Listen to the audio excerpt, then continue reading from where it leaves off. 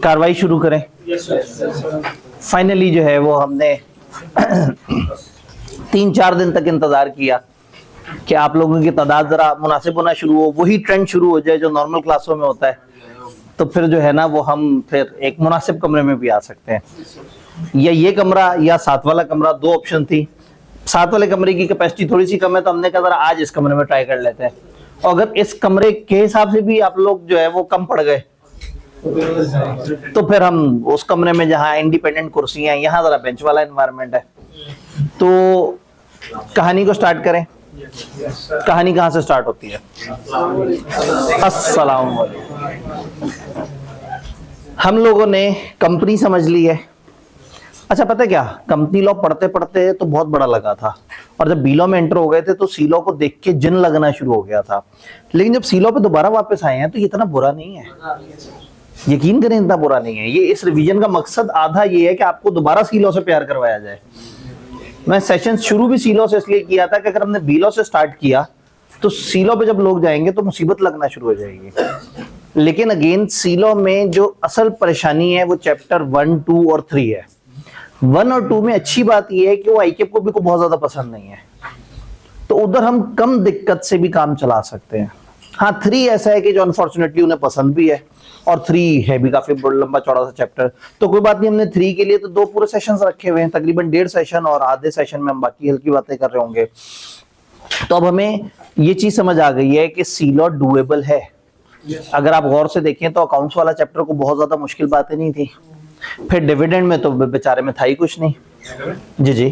फिर जो इन्वेस्टमेंट वाली बात हमने की थी उसके अंदर भी जो है वो लॉजिक ज्यादा थी, लेकिन कंटेंट तो उतना ज्यादा नहीं था। फिर मॉर्गेजेस एंड चार्जेस भी कोई बहुत ज्यादा लंबा चौड़ा चैप्टर नहीं था। तो ऐसा नहीं है कि बहुत ज्यादा लंबे चौड़े चैप्टर हैं। जैसे ये चैप्टर 4 जो है ये अगेन बड़ा मुनासिब सा चैप्टर है। तो सी लॉ पूरे से नफरत मत करें, उसमें मौजूद बुरी चीजों से नफरत करें। तो फॉर एग्जाम्पल जैसे वो एक जमाने में था ना जी, मुसलमान टेररिस्ट हैं और फलाना, तो लोग फिर जाके समझाते थे कि देखो अगर एक कौम में से कुछ लोगों ने गलत किया है तो उसका मतलब आप पूरी कौम को बुरा मत कहो। तो इसी तरह से जो है वो जब सी लॉ में से कुछ चैप्टर बुरे हैं तो पूरे सी लॉ को बुरा मत कहें। सी लॉ आधे से ज्यादा आसान है, डुएबल है, इजीली हो भी जाता है, इतना ज्यादा क्वांटम नहीं होता उसका।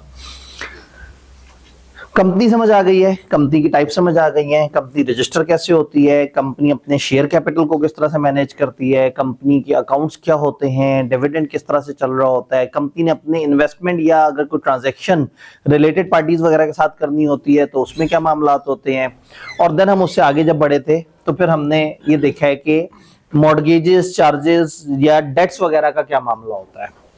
अब हम आ गए तकरीबन लास्ट जोन की तरफ। इस लास्ट जोन में 3 चैप्टर हैं। ये 3 chapters are about management of company. Company के डायरेक्टर्स कौन होंगे, कंपनी में कुछ और ऑफिसर्स कौन होंगे, और कंपनी के मेंबर्स मीटिंग करके कैसे फैसले किया करेंगे। तो टेक्निकली अब ये 3 चैप्टर्स को अगर मैं कलेक्टिवली काउंट करना चाहूं तो दिस इज अबाउट कंपनियां चलती कैसे हैं। वो मिसलेनियस इश्यूज थे जिनको हमने एड्रेस कर लिया। आइडियली चैप्टर 3 होना चाहिए और उसके बाद चैप्टर 4 की बात हो, लेकिन को बहुत ज्यादा आपस में इतना ज्यादा कोरिलेटेड भी नहीं है, और आज फ्राइडे की वजह से हमारे पास कम टाइम था तो हमने एक बड़ा प्यारा सा चैप्टर, छोटा सा चैप्टर चूज कर लिया कि ब्रेक से पहले ये कर लेंगे और फिर दूसरे चैप्टर के लिए हमें सफिशिएंट टाइम मिल जाएगा। चीफ एग्जीक्यूटिव और अदर ऑफिसर्स। सबसे पहले कहानी होगी चीफ एग्जीक्यूटिव की। चीफ एग्जीक्यूटिव कहां से आता है? ये कंपनी का ऑल इन ऑल है, एक ऐसा शख्स जो कि डायरेक्टर्स में सबसे तगड़ा है। मैं अगर नॉर्मल बात करूं तो हम पाकिस्तान के जितने भी वोटर्स हैं ये मेंबर्स हैं पाकिस्तान के।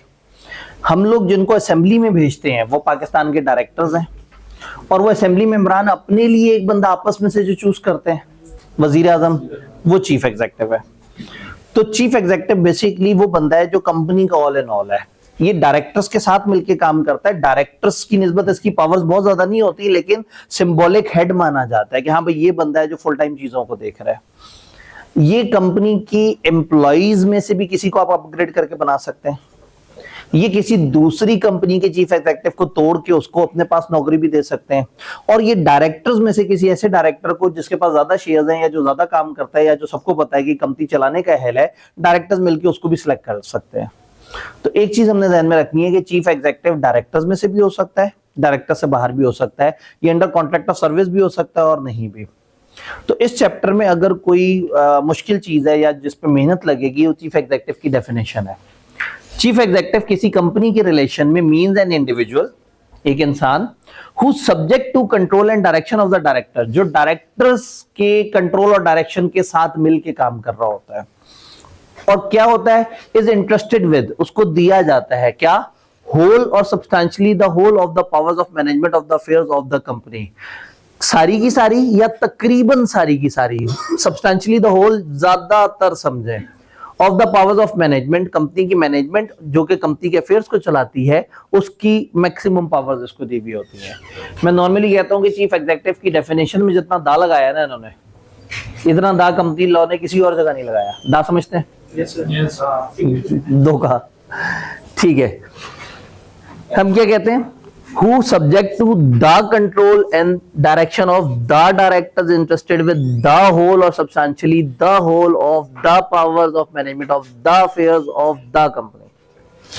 चबा चबा के इस्तेमाल किया। लॉ के अंदर जब वो वर्ड दा लगाते हैं तो इसका मतलब है कि वो स्पेसिफिक आपको बताना चाहते हैं कि मैं इस चीज पे जोर देना चाह रहा हूं। तो चीफ एग्जीक्यूटिव के लिए बड़ा चबा चबा के इन्होंने बोला कि चीफ एग्जीक्यूटिव भाई वो भाई साहब हैं जो कंपनी के अफेयर्स को, कंपनी की मैनेजमेंट के सारे अफेयर्स या तकरीबन सारे अफेयर्स को कंट्रोल कर रहे होंगे, उसका नाम होगा चीफ एग्जीक्यूटिव। कहानी आगे बढ़ती है। एंड इंक्लूड्स अ डायरेक्टर, इसमें डायरेक्टर भी हो सकता है, एंड एनी अदर पर्सन, और कोई और शख्स भी हो सकता है। इसका मतलब है ये वाजिब नहीं है कि हमें डायरेक्टर्स में से चीफ एग्जीक्यूटिव लेके आना है। Occupying the position of chief executive by whatever name, जो बंदा चीफ एग्जीक्यूटिव की सीट पे किसी भी नाम से बैठा हो सकता है कंपनी इसको एमडी साहब कहती हो जी, मैनेजिंग डायरेक्टर, हो सकता है गवर्नमेंट के इदारे में हम इसको चेयरमैन कह देते हो। एनी पर्सन जो किसी भी नाम से बैठा हुआ है लेकिन वो इस सीट पे बैठा हुआ है तो वो चीफ एग्जीक्यूटिव कहलाएगा। And whether under a contract of service और अदरवाइज, चाहे इसके साथ नौकरी का कॉन्ट्रैक्ट है या नहीं, तो चाहे डायरेक्टर्स में से है या नहीं, चाहे कॉन्ट्रैक्ट ऑफ सर्विस है या नहीं, वो शख्स जो किसी भी नाम से कंपनी के मैक्सिमम अफेयर्स को कंट्रोल कर रहा है डायरेक्टर्स के साथ मिलके, उसको हम क्या कह रहे हैं, चीफ एग्जीक्यूटिव। क्या ये बात समझ आ रही है? चीफ एग्जीक्यूटिव के बारे में थोड़ी सी बातें हैं। किताब कहती है कि अगर वो डायरेक्टर नहीं भी है तो तसव्वुर करेंगे वो डायरेक्टर है। जब भी लोग कहेगा ना ये डायरेक्टर्स की पावर्स है, ये डायरेक्टर्स की लायबिलिटीज है, तो हम ऑटोमेटिकली समझेंगे कि इसका मतलब है चीफ एग्जीक्यूटिव भी। जो शख्स डायरेक्टर नहीं बन सकता वो चीफ एग्जीक्यूटिव भी नहीं बन सकता। ये बोर्ड को रिपोर्ट करेगा और ये अपनी अथॉरिटी उस लेवल से ऊपर नहीं बढ़ा सकता जितना इसको अथॉरिटी दी गई है। इसका मतलब एक खास डिफाइंड अथॉरिटी, उससे आगे नहीं जाएगा। फिर एक जुमला है, गवर्नमेंट के केस में ये कहां से आएगा, इसकी क्या रूल्स होंगे। जब भी गवर्नमेंट की बात आए तो हमने कहना है गवर्नमेंट जाने और ये जाने, हम साइड पे हो जाएंगे। कंपनी लॉ ने गवर्नमेंट रिलेटेड इदारों में कहा है कि गवर्नमेंट तय करेगी कि चीफ एग्जीक्यूटिव कौन होगा, उसके क्या टर्म्स होंगे, उसकी कितनी मुद्दत होगी, उसके कितने पैसे होंगे, वो गवर्नमेंट डिसाइड करेगी। चीफ एग्जीक्यूटिव और अदर ऑफिसर के चैप्टर में असल डिस्कशन चीफ एग्जीक्यूटिव के ऊपर है, बाकी ऑफिसर्स के ऊपर तो एक एक समझे पैरा है या समझे छोटी छोटी सी डिस्कशन है। अब चीफ एग्जीक्यूटिव कैसे आता है, कहां से आता है, सबसे पहले फर्स्ट चीफ एग्जीक्यूटिव की बात करते हैं। जिस वक्त हम कंपनी को के रजिस्ट्रेशन के डॉक्यूमेंट्स जमा करा रहे थे, मेमोरेंडम आर्टिकल्स, उधर हमने एक जुमला पढ़ा था कि जिस दिन कंपनी रजिस्टर होगी, जिन लोगों को उसने डायरेक्टर या चीफ एग्जीक्यूटिव बोला होगा वो उनकी अपॉइंटमेंट हो जाएगी। तो जिस वक्त आप कंपनी को रजिस्टर कराने लगते हैं, आप इन डॉक्यूमेंट्स ऑफ इनकॉर्पोरेशन में बता देते हैं कि ये होंगे हमारे शुरू के डायरेक्टर्स और ये होगा हमारा चीफ एग्जीक्यूटिव। तो जिस दिन कंपनी वजूद में आती है उस दिन जिनके नाम नामजद किए होते हैं वो खुद ब खुद डायरेक्टर्स बन जाते हैं और वो बंदा खुद ब खुद चीफ एग्जीक्यूटिव बन जाता है। जैसे कायदे आजम ने जब पाकिस्तान बना था तो उस वक्त अपनी पहली स्पीच में उन्होंने कहा था कि ठीक है जी, जो मुल्क पाकिस्तान बनने जा रहा है इसका इस तरह से निज़ाम होगा और इसमें मैं लियाकत अली खान साहब को, नवाबजादा लियाकत अली खान साहब को इसका पहला जो है वो वजीर आज़म मुंतखब कर रहा हूँ। जुमला आगे भी था, जिनकी तनख्वाह 1 रुपया पर मंथ होगी। खैर 1947 का 1 रुपया था, स्टिल वो 1 रुपया उस वक्त भी को बहुत ज्यादा इतनी तूफानी चीज नहीं था। तो अब ऐसे में इलेक्शन की जरूरत नहीं पड़ी लियाकत अली खान साहब के लिए। सब्सक्राइबर्स ने, बानी ने तय कर दिया था कि ये होगा पहला चीफ एग्जीक्यूटिव। तो अगर बानी तय कर देंगे तो वो पहला चीफ एग्जीक्यूटिव जैसे ही कंपनी इनकॉर्पोरेट होगी, वो बंदा जिसको नाम नामजद किया होगा डॉक्यूमेंट्स में, वो खुद ब खुद चीफ एग्जीक्यूटिव बन जाएगा बगैर किसी इलेक्शन के। ये चीफ एग्जीक्यूटिव पहली एजीएम तक रहेगा। अगर चाहें तो इसका एजीएम से कम भी टेन्योर रख सकते हैं, लेकिन इसका ज्यादा से ज्यादा टेन्योर होगा पहली एजीएम। आप ऐसा नहीं कर सकते कि सब्सक्राइबर कहीं ये बंदा 10 साल का चीफ एग्जीक्यूटिव है, पहली एजीएम पे उस वक्त तक के जो मेंबर्स इकट्ठे होंगे, अब उन्होंने डिसाइड करना होगा अगले डायरेक्टर्स कौन है, और फिर उन सिलेक्टेड डायरेक्टर्स ने डिसाइड करना होगा अगला चीफ एग्जीक्यूटिव कौन है। तो चीफ एग्जीक्यूटिव की लाइफ होगी फर्स्ट एजीएम तक। साथ में उन्होंने कह दिया नॉट स्टैंडिंग अब प्रोविजन, ऊपर जो लिखा हुआ उसको खाते में ना लाते हुए, गवर्नमेंट के पास हमेशा पब्लिक सेक्टर कंपनी में गवर्नमेंट के पास इख्तियार है, तो जो गवर्नमेंट वाली कंपनी है उसका चीफ एग्जीक्यूटिव गवर्नमेंट लेके आएगी।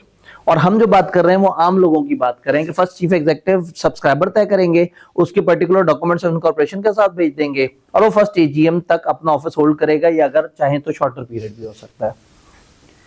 फिर अगर हम बात करें बाद में आने वाले चीफ एग्जीक्यूटिव की, सब्सिक्वेंट चीफ एग्जीक्यूटिव, तो सब्सिक्वेंट चीफ एग्जीक्यूटिव हर दफा इलेक्शन के बाद आएगा। पहले एजीएम पे इलेक्शन होगा, फिर 3-3 साल बाद डायरेक्टर्स का इलेक्शन होगा। जैसे हम लोग पहले इलेक्शन में डायरेक्टर्स को चूज करते हैं, यानी कि असेंबली मेंबरान, फिर असेंबली मेंबरान कुछ दिनों बाद आपस में से एक बंदे को या तय करके एक वजीर आजम डिक्लेयर कर देते हैं। तो इसी तरह से हम लोग चूज कर रहे होंगे डायरेक्टर्स को, मेंबर्स, और डायरेक्टर्स फिर चूज कर रहे होंगे चीफ एग्जीक्यूटिव को। तो जब डायरेक्टर सेलेक्ट होंगे तो उसके 14 दिनों के अंदर अंदर वो नया चीफ एग्जीक्यूटिव ले आएंगे। इसी तरह से अगर कैजुअल वैकेंसी हो जाए, ये क्या चीज है, सीट खाली हो जाए डायरेक्टर के ऑफिस में, चीफ एग्जीक्यूटिव की सीट खाली हो गई, वो मर गया, डिस्क्वालीफाई हो गया, कोई और इस तरह से रिजाइन करके चला गया, तो जैसे ही सीट खाली हुई है आपने 14 डेज के अंदर अंदर नए चीफ एग्जीक्यूटिव को अपॉइंट करना है।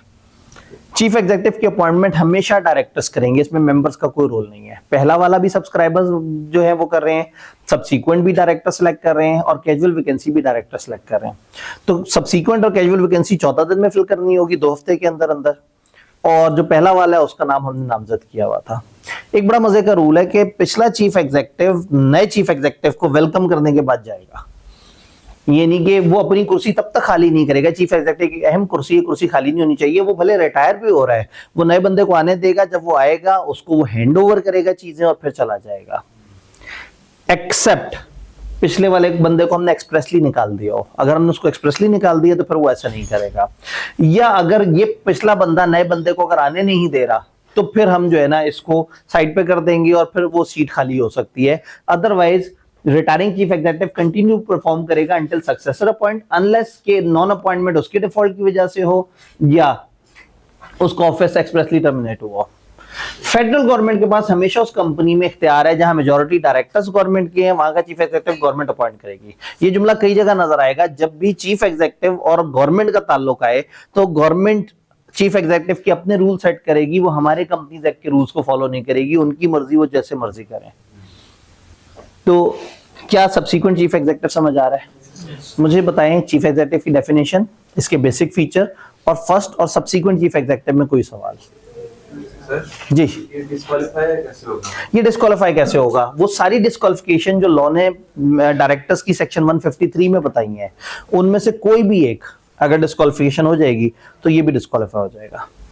अब 2 बातें होती हैं, एक बंदा या डिस्क्वालीफाई होता है या उसे निकाला जाता है।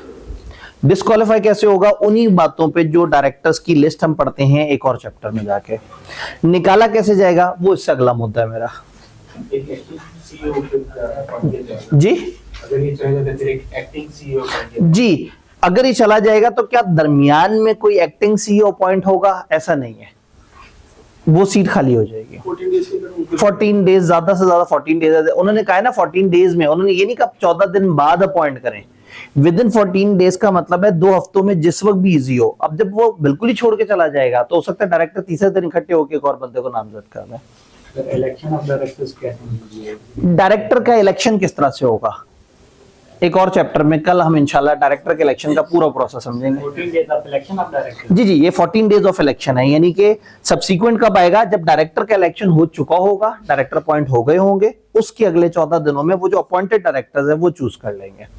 और इसी तरह से कैजुअल वैकेंसी होगी तो जितने डायरेक्टर्स मौजूद होंगे वो अगला बंदा चूज कर लेंगे। जी 14 डेज, दोनों केसेस में 14 डेज है, या इलेक्शन ऑफ डायरेक्टर्स या वॉट एवर द केस। अगर तो प्रॉपर रिटायर हो रहा है तो ठीक है, वो रिटायर हो जाएगा और इलेक्शन के बाद अगले 14 दिन में आ जाएगा, और अचानक से चला जाए कैजुअल वैकेंसी तो उसके 14 दिनों के अंदर। जी सर, जरूरी है कि इसके शेयर्स भी हों अपने? क्या इसके शेयर्स होने जरूरी है? भाई इसका मेंबर होना भी शर्त नहीं है। मैंने यहां तक कह दिया कि आप अपने एम्प्लॉय को भी बना सकते हैं। सर जब इसका स्टेक नहीं होगा कंपनी के अंदर तो फिर ये कैसे इसको जब इसका कंपनी में स्टेक ही नहीं होगा तो फिर ये कंपनी को क्यों लेके चलेगा? तनख्वाह ले रहा होगा अच्छी तगड़ी, और अगेन कंपनी से निकाल दिया जाएगा तो वो तनख्वाह हाथ से चली जाएगी।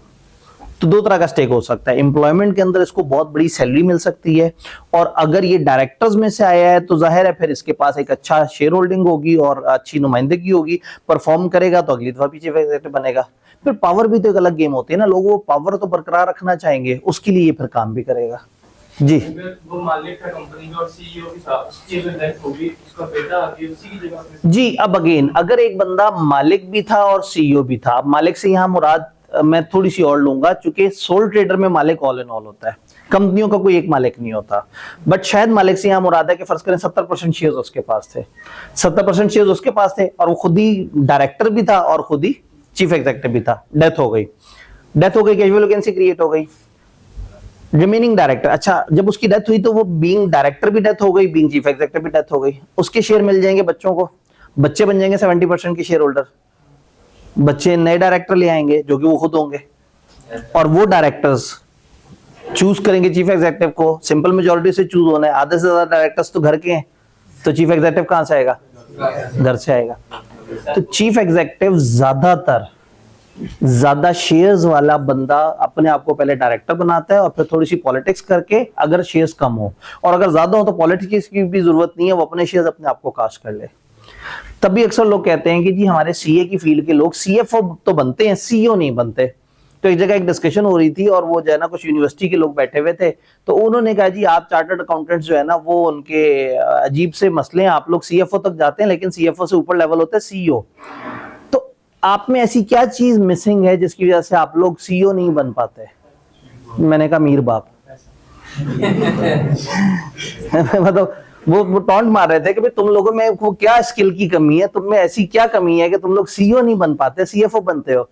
मैं कहा जी अमीर बाप की कमी होती है, आप लोगों की साइड पे वो अमीर बाप मौजूद होता है, वो अपनी ही कंपनी में अपने नकारा से बच्चे को चीफ एग्जीक्यूटिव लगा देता है। तो मेहनत करके कंपिटेंस हम जिस जगह जा सकते हैं हम पहुंच जाते हैं, हम सीएफओ तक पहुंच जाते हैं, जो कि कंपनी की फाइनेंस की सबसे बड़ी पोजीशन है और हमारी क्वालिफिकेशन भी फाइनेंस की है। अब आप कहेंगे जी एक बंदे ने एमबीए मार्केटिंग किया हुआ है तो वो लीगल एडवाइजर क्यों नहीं बन पा रहा? भाई उसने जिस फील्ड में किया वो करेगा। तो चीफ एग्जीक्यूटिव कोई महारत वाली चीज नहीं है।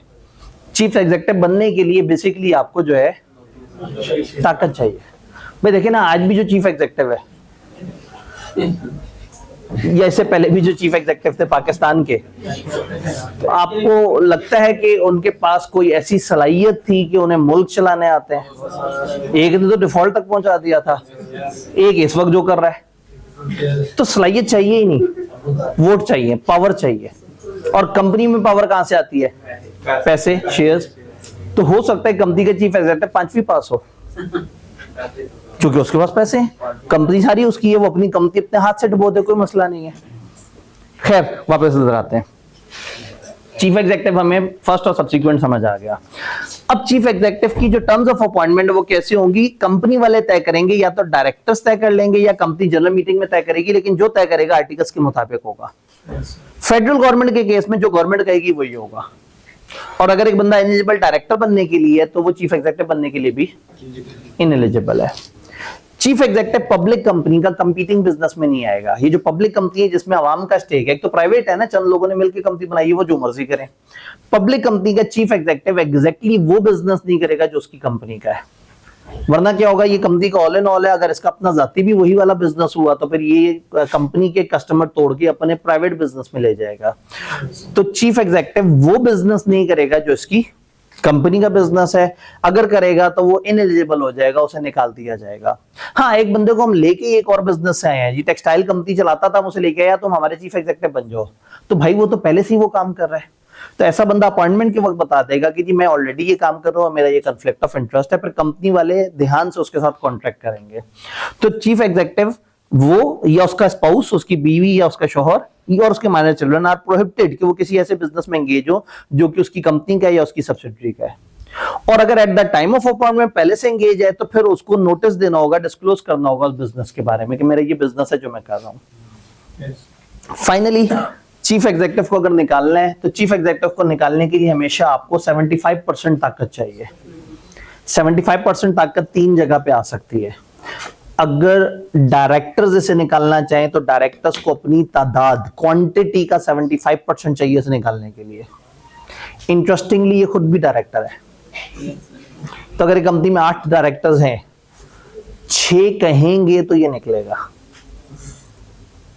और उन 2 में एक तो ये भी होगा जो इनकार करेगा, तो सिर्फ 1-2 और बंदे इसने अपने साथ में डालिए तो बच जाएगा। तो डायरेक्टर्स निकालना चाहेंगे तो डायरेक्टर्स को 3/4 अक्सरियत चाहिए तादाद की। मेंबर निकालना चाहे तो मेंबर्स के यहाँ 75% को स्पेशल रेजोल्यूशन बोलते हैं। मेंबर निकालना चाहते हैं तो वो अपनी मीटिंग में स्पेशल रेजोल्यूशन पास करें, और अगर गवर्नमेंट निकालना चाहती है तो वहां निकाल सकती है जिस कंपनी के 75% वोटिंग पावर गवर्नमेंट के पास हो। तो आपने टोटका याद रखना है कि चीफ एग्जीक्यूटिव हमेशा 75% ताकत से निकलता है। डायरेक्टर्स हो तो उन तादाद का 75%, मेंबर्स हो तो स्पेशल रेजोल्यूशन, और गवर्नमेंट हो तो 75% वोटिंग पावर हो तो 75% वोटिंग पावर, स्पेशल रेजोल्यूशन या 3/4 मेजॉरिटी, वो से निकाल सकते हैं। इतना जज्बाती हो गया कि उसने मेज के बीच में से चलना शुरू हो गया।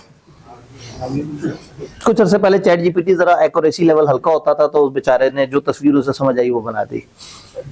जी जी, क्या chief executive as a director count होगा? यस, मैंने तकरीबन 2 दफा जबानी और 2 दफा लिखे हुए में ये बात बताई है कि chief executive is a deem director. वो डायरेक्टर्स में से है या नहीं है, हम तसव्वुर करेंगे वो डायरेक्टर है। ये इसलिए कह दिया कि जब हम डायरेक्टर के चैप्टर में सारे रूल्स पढ़ रहे होंगे ना, ये डायरेक्टर की पावर है, ये डायरेक्टर की लायबिलिटी है, डायरेक्टर को लोन नहीं दे सकते, डायरेक्टर, वो सब का सब चीफ एग्जीक्यूटिव के साथ होगा। तो ये डायरेक्टर्स में से आया तो है ही डायरेक्टर, लेकिन डायरेक्टर्स में से नहीं भी आया, डीम डायरेक्टर तस्वुर किया जाएगा कि ये डायरेक्टर है। चीफ एग्जीक्यूटिव से रिलेटेड स्टिल कोई सवाल है तो बताएं।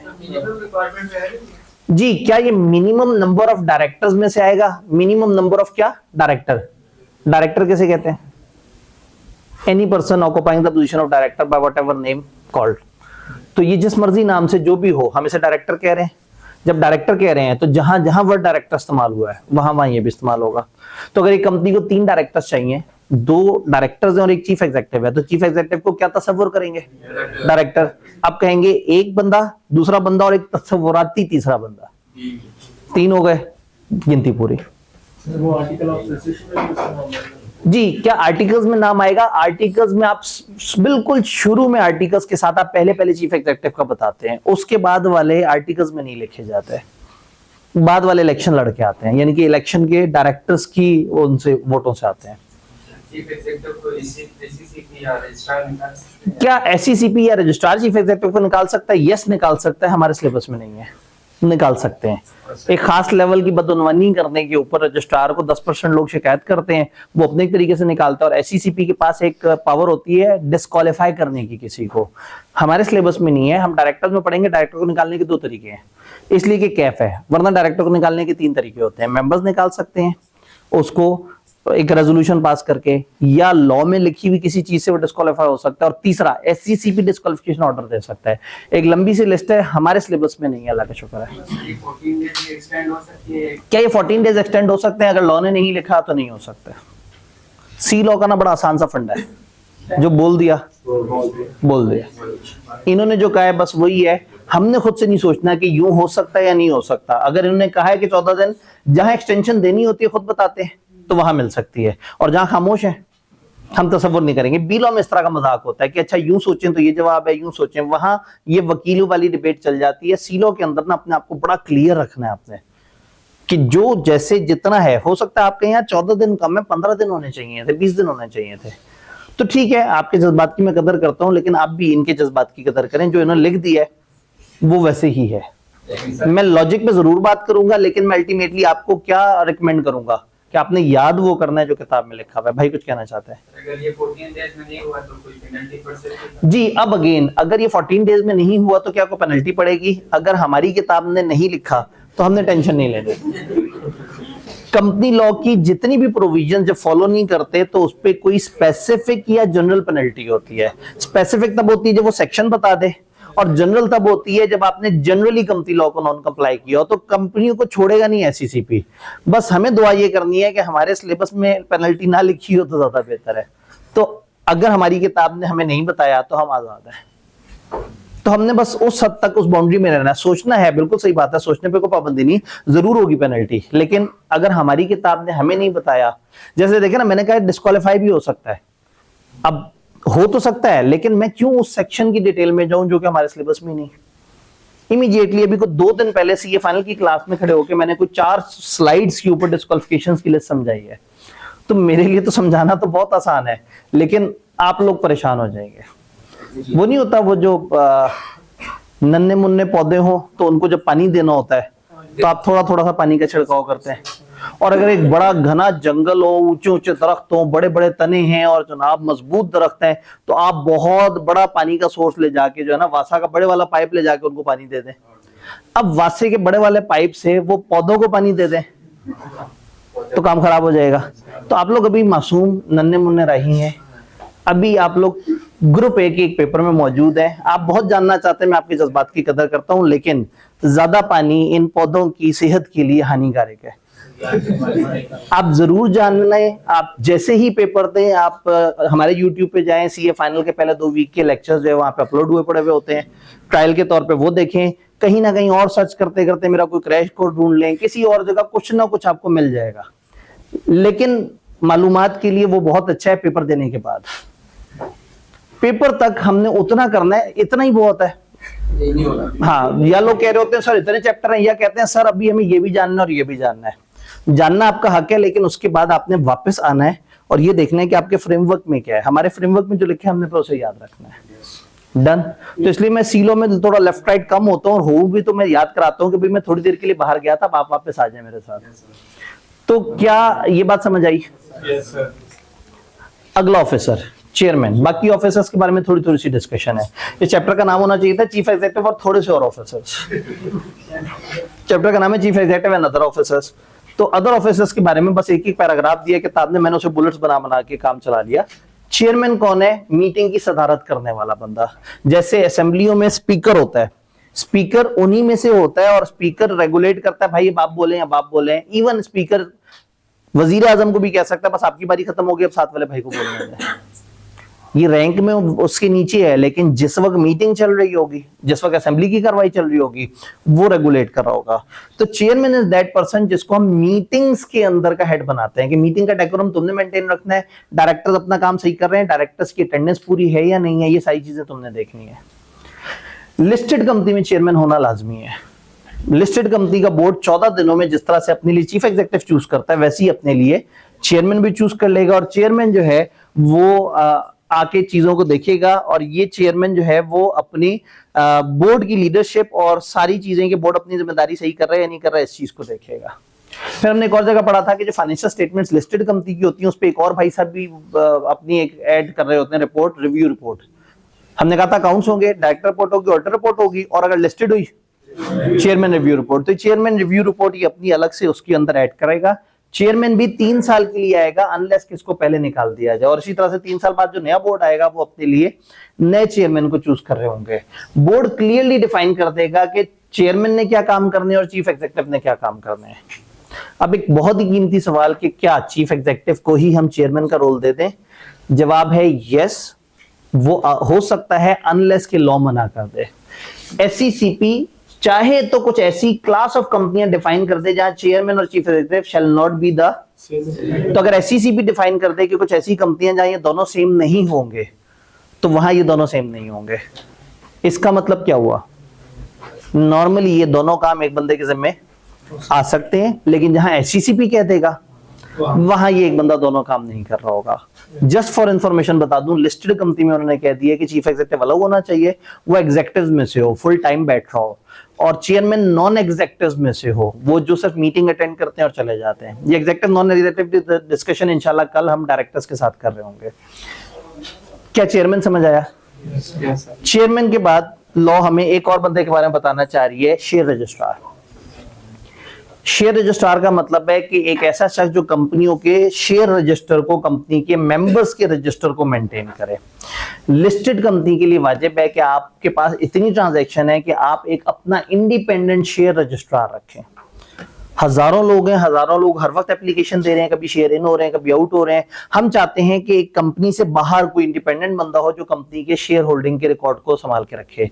तो लिस्टेड कंपनियों को अपना शेयर होल्डिंग का register, record of share holding outsource करना पड़ता है किसी ऐसे इदारे को जो शेयर रजिस्ट्रार के रूल्स में आता है। हमारे सिलेबस में नहीं है कि कौन कौन हो सकता है शेयर रजिस्ट्रार, लेकिन जो शेयर रजिस्ट्रार होगा वो क्या करेगा, वो कंपनी के मेंबर्स की डिटेल, ट्रांसफर्स की डिटेल, क्या क्या कौन कौन उनके क्या एड्रेसेस हैं, उनको नोटिस गए नहीं गए, तो वो जो जितना भी शेयर रजिस्टर से रिलेटेड जिम्मेदारी है हम दे सकते हैं।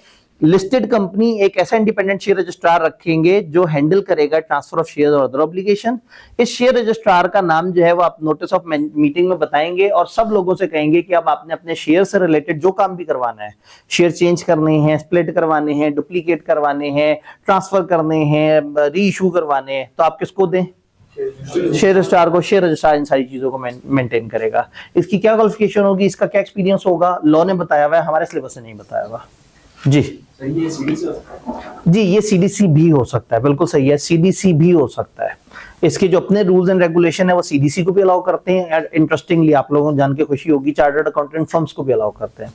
तो बहुत सारी चार्टर्ड अकाउंटेंट फर्म्स ने अपना एक अलग से सेटअप बनाया हुआ है शेयर रजिस्ट्रार की सर्विसेज का, और सैकड़ों कंपनियों के शेयर रजिस्ट्रार की सर्विसेज दे रहे हैं, जो कि कुछ नहीं करना, सिर्फ एक इलेक्ट्रॉनिक डाटाबेस मेंटेन करना है। एक 25,000 रुपए वाले ट्रेनिंग को लगा देना वहां पे और कंपनियों से लाखों रुपए कमा लेना है। तो ये सर्विसेज वो दे सकते हैं जो उन्होंने बताया, हमारे सिलेबस में नहीं है। और सर इसका बुक क्लोजर इसी का होता है जी। अब बुक क्लोजर जब होगा तो बुक क्लोजर जब कंपनी करेगी तो इसको भी बता देगी भाई हम बुक्स क्लोज करने लगे हैं, तो ये भाई साहब अपने सॉफ्टवेयर को ब्लॉक कर देंगे, उसमें नई एंट्रियां मना हो जाएंगी। Then company secretary. Company secretary एक बड़ा इंपॉर्टेंट रोल है। कंपनी के जितने भी सेक्रेटरियल मैटर्स हैं, ये जो हम पूरा मीटिंग्स में पढ़ते हैं, बाकी और चीजों में पढ़ते हैं कि नोटिस होगा, फलाना होगा, इस तरह से लोग इकट्ठे होंगे, ये उनकी मीटिंग के मिनट्स होंगे, वो सारी चीजों का जो हमने रखा हुआ होता है वो कंपनी सेक्रेटरी मेंटेन करता है। यानी ये पूरे आपके कंपनी लॉ की किताब में हर जगह जहां लिखा है ना ये काम 10 दिन में होगा, 7 दिन में होगा, ये इतने दिन में होगा, उतने दिन में होगा, सेक्रेटरी इज द पर्सन जिसने उस चीज को एग्जीक्यूट करवाना है। तो कंपनी सेक्रेटरी बेसिकली कंपनी के लीगल मैटर्स का, कंपनी लॉ वाले मैटर्स का सेक्रेटरी होता है। हमारी किताब इसके बारे में बहुत बताना चाह रही है। उन्होंने बड़े ही जामे अल्फाज में आपको बताया ताकि आप खुद ही समझते रहें। Any individual appointed to, company secretary किसे कहेंगे, any individual appointed to perform secretarial task. Secretary कौन है, जो सेक्रेटेरियल काम करता है। कूजे में समंदर बंद कर दिया, अब कलाबाजियां खाते रहो कि सेक्रेटेरियल काम क्या होता है। तो सेक्रेटरी वो है जो सेक्रेटेरियल काम करता है। आपने कहा यार कुछ और बताओ ना, अच्छा एंड अदर ड्यूटीज, हाँ अब कुछ आने लगा है, customarily perform by company secretary. Secretary वो है जो या सेक्रेटेरियल काम कर रहा है या कुछ और ऐसे काम करता हो जो कंपनी सेक्रेटरी करता है। आपने कहा आगे कुछ बता दो, उन्होंने कहा हैविंग सच क्वालिफिकेशन, आपने कहा हाँ आगे, और एक्सपीरियंस, हाँ जी एज में बी स्पेसिफाइड। तो कंपनी सेक्रेटरी जो है वो एक बड़ा तूफानी आदमी है। कंपनी सेक्रेटरी वो शख्स है जो सेक्रेटेरियल काम करता है या वो काम करता है जो नॉर्मली सेक्रेटरी करते हैं, कंपनी सेक्रेटरी करते हैं, और इसकी वो क्वालिफिकेशन और इसका वो एक्सपीरियंस है जो बता दिया जाएगा। तो पूरी डेफिनेशन कुछ नहीं बता रही।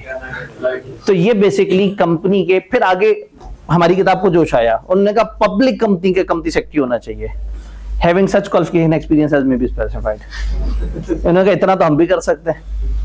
तो कंपनी सेक्रेटरी एक ऐसा बंदा है जिसका हमें नहीं बताया, और खाम खा इनका दिल था कि हमें एक और ऑफिसर के बारे में पता लगे, और उन्होंने कहा आओ ऑफिसर के बारे में बताता हूँ। उन्होंने कहा कौन से, उन्होंने कहा बड़ा एक स्पेशल ऑफिसर है। हमने कहा जी क्या करता है, हाँ पता नहीं क्या करता है, ये वो करता है जो सेक्रेटेरियल काम है ना, ये वो करता है। तो आपने कहा अभी नहीं समझ आया और बताओ, उन्होंने कहा या वो काम करता है जो कंपनी सेक्रेटरी करता है। ठीक है, वो आपने बचपन में नहीं पढ़े थे, एक डायरेक्ट टोन और एक इनडायरेक्ट टोन होती थी। तो पहले डायरेक्ट टोन में बताया ये वो काम करता है, ये सेक्रेटेरियल काम करता है। तो आपने कहा नहीं वो क्या होते हैं, उन्होंने कहा वो काम होते हैं जो सेक्रेटरी करता है। तो या ये वो काम करता है जो सेक्रेटेरियल है, या ये वो काम करता है जो कंपनी सेक्रेटरी का वो असल में बताना ही चाह रहे हैं, मजाक अपनी जगह, बताना ही चाह रहे हैं कि अगर कोई शख्स जिसका नाम हमने कंपनी सेक्रेटरी ना भी रखा हो, अगर वो वाली हरकतें कर रहा हो जो नॉर्मली कंपनी सेक्रेटरी करते हैं, तो हो सकता है आपका एक मैनेजर अकाउंट्स और आपने उसके जिम्मे ये काम लगाए हुए हैं जो नॉर्मली कंपनी सेक्रेटरी के होते हैं, तो फिर वो शख्स क्या कहलाएगा? क्योंकि कंपनी सेक्रेटरी वो है जो या तो असल में सेक्रेटरियल काम करता हो या वो वाले काम करता हो जो नॉर्मली कंपनी सेक्रेटरी को एलोकेट किए जाते हैं। तो बेचारे बताना ये चाह रहे थे लेकिन मैंने खामखा जो है वो फालूदा कर दिया। तो वो कंपनी सेक्रेटरी के बारे में। आखिरी ऑफिसर स्क्रीन की तरफ आते ही नहीं, खैर टाइम ही इतना लगना है, हाँ क्योंकि ब्रेक करीब है। सोल परचेज, सेल या डिस्ट्रीब्यूशन एजेंट। कंपनी को उन्होंने कहा है कि आप एक एजेंट अपने पास ऑफिसर के तौर पे ला सकते हैं, और ये जो ये एजेंट होगा, ये जो ऑफिसर होगा, ये आपके मामलात देखेगा कि आप अपने सेल से रिलेटेड चीजें से फॉरवर्ड कर रहे हैं, परचेज से रिलेटेड, लेकिन याद रहे कि आपने अपने पूरी कंपनी की सारी सेल्स किसी एक एजेंट को नहीं दे देनी। अब अगेन 3 तरह के एजेंट की बात हुई है, सेल्स का एजेंट, परचेज का एजेंट या डिस्ट्रीब्यूशन एजेंट। तो ये ब्रोकर भी हो सकता है, ये मार्केटिंग एजेंट भी हो सकता है, ये आपका सामान ले जाके आगे रिटेलर्स को देने वाला भी हो सकता है। यानी आपने अपना सारा बिजनेस बाइंग का या सारा बिजनेस सेलिंग का या सारा डिस्ट्रीब्यूशन का किसी एक अकेले बंदे को नहीं देना। क्यों? अगर आप उस अकेले बंदे को देंगे उसकी मोनोपोली बन जाएगी। लेकिन फर्ज करें एक बंदा बड़ा कमाल है और उस जैसा काम ही नहीं करता कोई पाकिस्तान में, ओके, एसईसीपी से जाके पूछ ले। एसईसीपी को अगर लगे कि कोई मसला नहीं है तो एसईसीपी इजाजत दे सकता है। इसका मतलब है कोई भी कंपनी पाकिस्तान की हो या पाकिस्तान से बाहर की हो जो पाकिस्तान में काम कर रही है, वो अपने तमाम कामों के लिए एक सोल परचेज, सेल या डिस्ट्रीब्यूशन एजेंट तब तक अपॉइंट नहीं कर सकते जब तक एसईसीपी इजाजत ना दे दे। हाँ, मुल्क से बाहर की कंपनी अगर पाकिस्तान में काम कर रही है और वो काम का क्वांटम कम है, उनका असल काम बाहर होता है और थोड़ा बहुत काम पाकिस्तान में होता है, वो सोल परचेज सेल एजेंट बगैर पूछे रख सकते हैं। लेकिन बाहर की कंपनी का भी पाकिस्तान में मेन बिजनेस हो तो फिर उनको भी इजाजत लेनी पड़ेगी सोल परचेज, सेल या डिस्ट्रीब्यूशन एजेंट अपॉइंट करने के लिए। याद रहेगा? तो ये 3 रूल हैं। पहला रूल, पाकिस्तानी कंपनियों को sole purchase sale agent appoint करने के लिए एसईसीपी की इजाजत चाहिए। दूसरा रूल, मुल्क से बाहर की कंपनी का अगर हल्का बिजनेस पाकिस्तान में तो उसको इजाजत नहीं चाहिए। तीसरा रूल, मुल्क से बाहर की कंपनी का मेजर बिजनेस अगर पाकिस्तान में तो उसे चाहिए। इससे पहले कि आपका सवाल है मैं बता दूं, वर्ड मेजर को डिफाइन नहीं किया इन्होंने। तब मेजर से कितना मुराद है, कितने परसेंटेज मुराद है, नहीं, तो कॉमनली मेजर से मुराद होता है ज्यादातर। तो इसका मतलब अगर किसी कंपनी का आधे से ज्यादा बिजनेस पाकिस्तान में है तो फिर पाकिस्तान में उसे इजाजत चाहिए होगी, और अगर उसका थोड़ा बहुत बिजनेस पाकिस्तान में है तो फिर उसे इजाजत नहीं चाहिए होगी। तो जी इन्होंने कहा कंपनी का डिस्ट्रीब्यूटर तो नॉर्मली एक होता है। अब आप चार्टर्ड अकाउंटेंट्स पहुंच जाते हैं कंपनी को एडवाइस देने के लिए, कंपनी परेशान होती है, वो कहती है कि लॉ कह रहा है कि एक डिस्ट्रीब्यूटर नहीं होना चाहिए और जो है हमें तो फलाना बंदा बड़ा अच्छा लगता है, और एसईसीपी के चक्कर में कौन पड़े। आप कहते हैं सर मसला ही क्या है, एक काम करें 2 प्रोडक्ट एक और डिस्ट्रीब्यूटर को कह दें कि एक दिन के लिए डिस्ट्रीब्यूट कर दो। अब आपके हो गए 2 डिस्ट्रीब्यूटर्स, सोल डिस्ट्रीब्यूटर का कॉन्सेप्ट ही खत्म। तो लॉ के अंदर लूप होल होते हैं, उसको लोग फायदा उठा लेते हैं। तो इसका मतलब है कि आपका अगर एक से ज्यादा डिस्ट्रीब्यूटर होगा तो कोई सोल नहीं होगा, तो अगर आप सिंबॉलिकली 1-2 और डिस्ट्रीब्यूटर ऐड कर देंगे तो काम बन जाएगा। याद नहीं जैसे वो एक बंदे को एक शेयर देके और हमने मेंबर्स वाली गिनती पूरी कर ली थी। इससे पहले एक अगला सवाल है, मैं ब्रेक अनाउंस कर दूं ताकि ब्रेक के बाद फिर हम अपना एक बड़ा चैप्टर कवर करें। 2:59 हो रहे हैं तो 11 मिनट की ब्रेक, 3:10 पे इकट्ठे होते हैं और जो है वो फिर हम एक बड़े चैप्टर की तरफ आते हैं जो थोड़ा बड़ा भी है और इंपॉर्टेंट भी है। ठीक है, चैप्टर 7 की तरफ हम ब्रेक के बाद आते हैं इंशाल्लाह। कार्रवाई फिर से स्टार्ट करते हैं। अस्सलाम वालेकुम। हमने कंपनी के डिफरेंट ऑफिसर्स के बारे में जाना। अब कंपनी लॉ का एक बड़ा इंपॉर्टेंट चैप्टर आईकैप को बड़ा पसंद भी है और ये चैप्टर इंटरेस्टिंग भी है, थोड़ा सा प्रैक्टिकल्स है। चैप्टर तो 3 भी इंपॉर्टेंट है लेकिन 3 इतना इंटरेस्टिंग नहीं है जितना इंटरेस्टिंग ये चैप्टर है। ये चैप्टर असल में वो चीज बता रहा है कि मेंबर्स इकट्ठे होकर फैसले किस तरह से करेंगे। एक चीज समझनी बड़ी जरूरी है, कंपनी के मेजॉरिटी फैसले तो डायरेक्टर्स कर रहे होते हैं। कुछ जगह लॉ इख्तियार देता है ये काम मेंबर्स करेंगे, ये काम स्पेशल रेजोल्यूशन से होगा, ये काम मेंबर अपनी मीटिंग में करेंगे। तो जिसमें लॉ बता दे उधर तो हम पाबंद हैं, अदरवाइज कंपनी के डे टू डे अफेयर्स चलाने का काम होता है डायरेक्टर्स का। क्योंकि मेंबर्स तो घरों में बैठे हुए होते हैं, याद है वो डायग्राम, वो 4-5 लोग घर बैठे हुए थे, उन्होंने कुछ इंतजामिया बिठा दी थी, तो डे टू डे अफेयर्स को तो डील कर रही होती है इंतजामिया। तो मेंबर्स को साल में नॉर्मली एक दफा बड़ी मीटिंग के लिए बुलाया जाता है, और जरूरत पड़े तो कभी कभार हंगामी तौर पे भी बुलाया जा सकता है। तो ये चैप्टर हमें बताएगा कि मेंबर्स की वो बड़ी मीटिंग्स कौन कौन सी होती हैं। फिर ये चैप्टर हमें बताएगा कि मेंबर्स की मीटिंग की छोटी छोटी सी फॉर्मेलिटीज क्या है। तो इसका मतलब ये है कि ये चैप्टर जो है इसको हम 2 हिस्सों में डिवाइड कर देंगे, डिफरेंट टाइप ऑफ मीटिंग्स और फॉर्मेलिटीज ऑफ मीटिंग।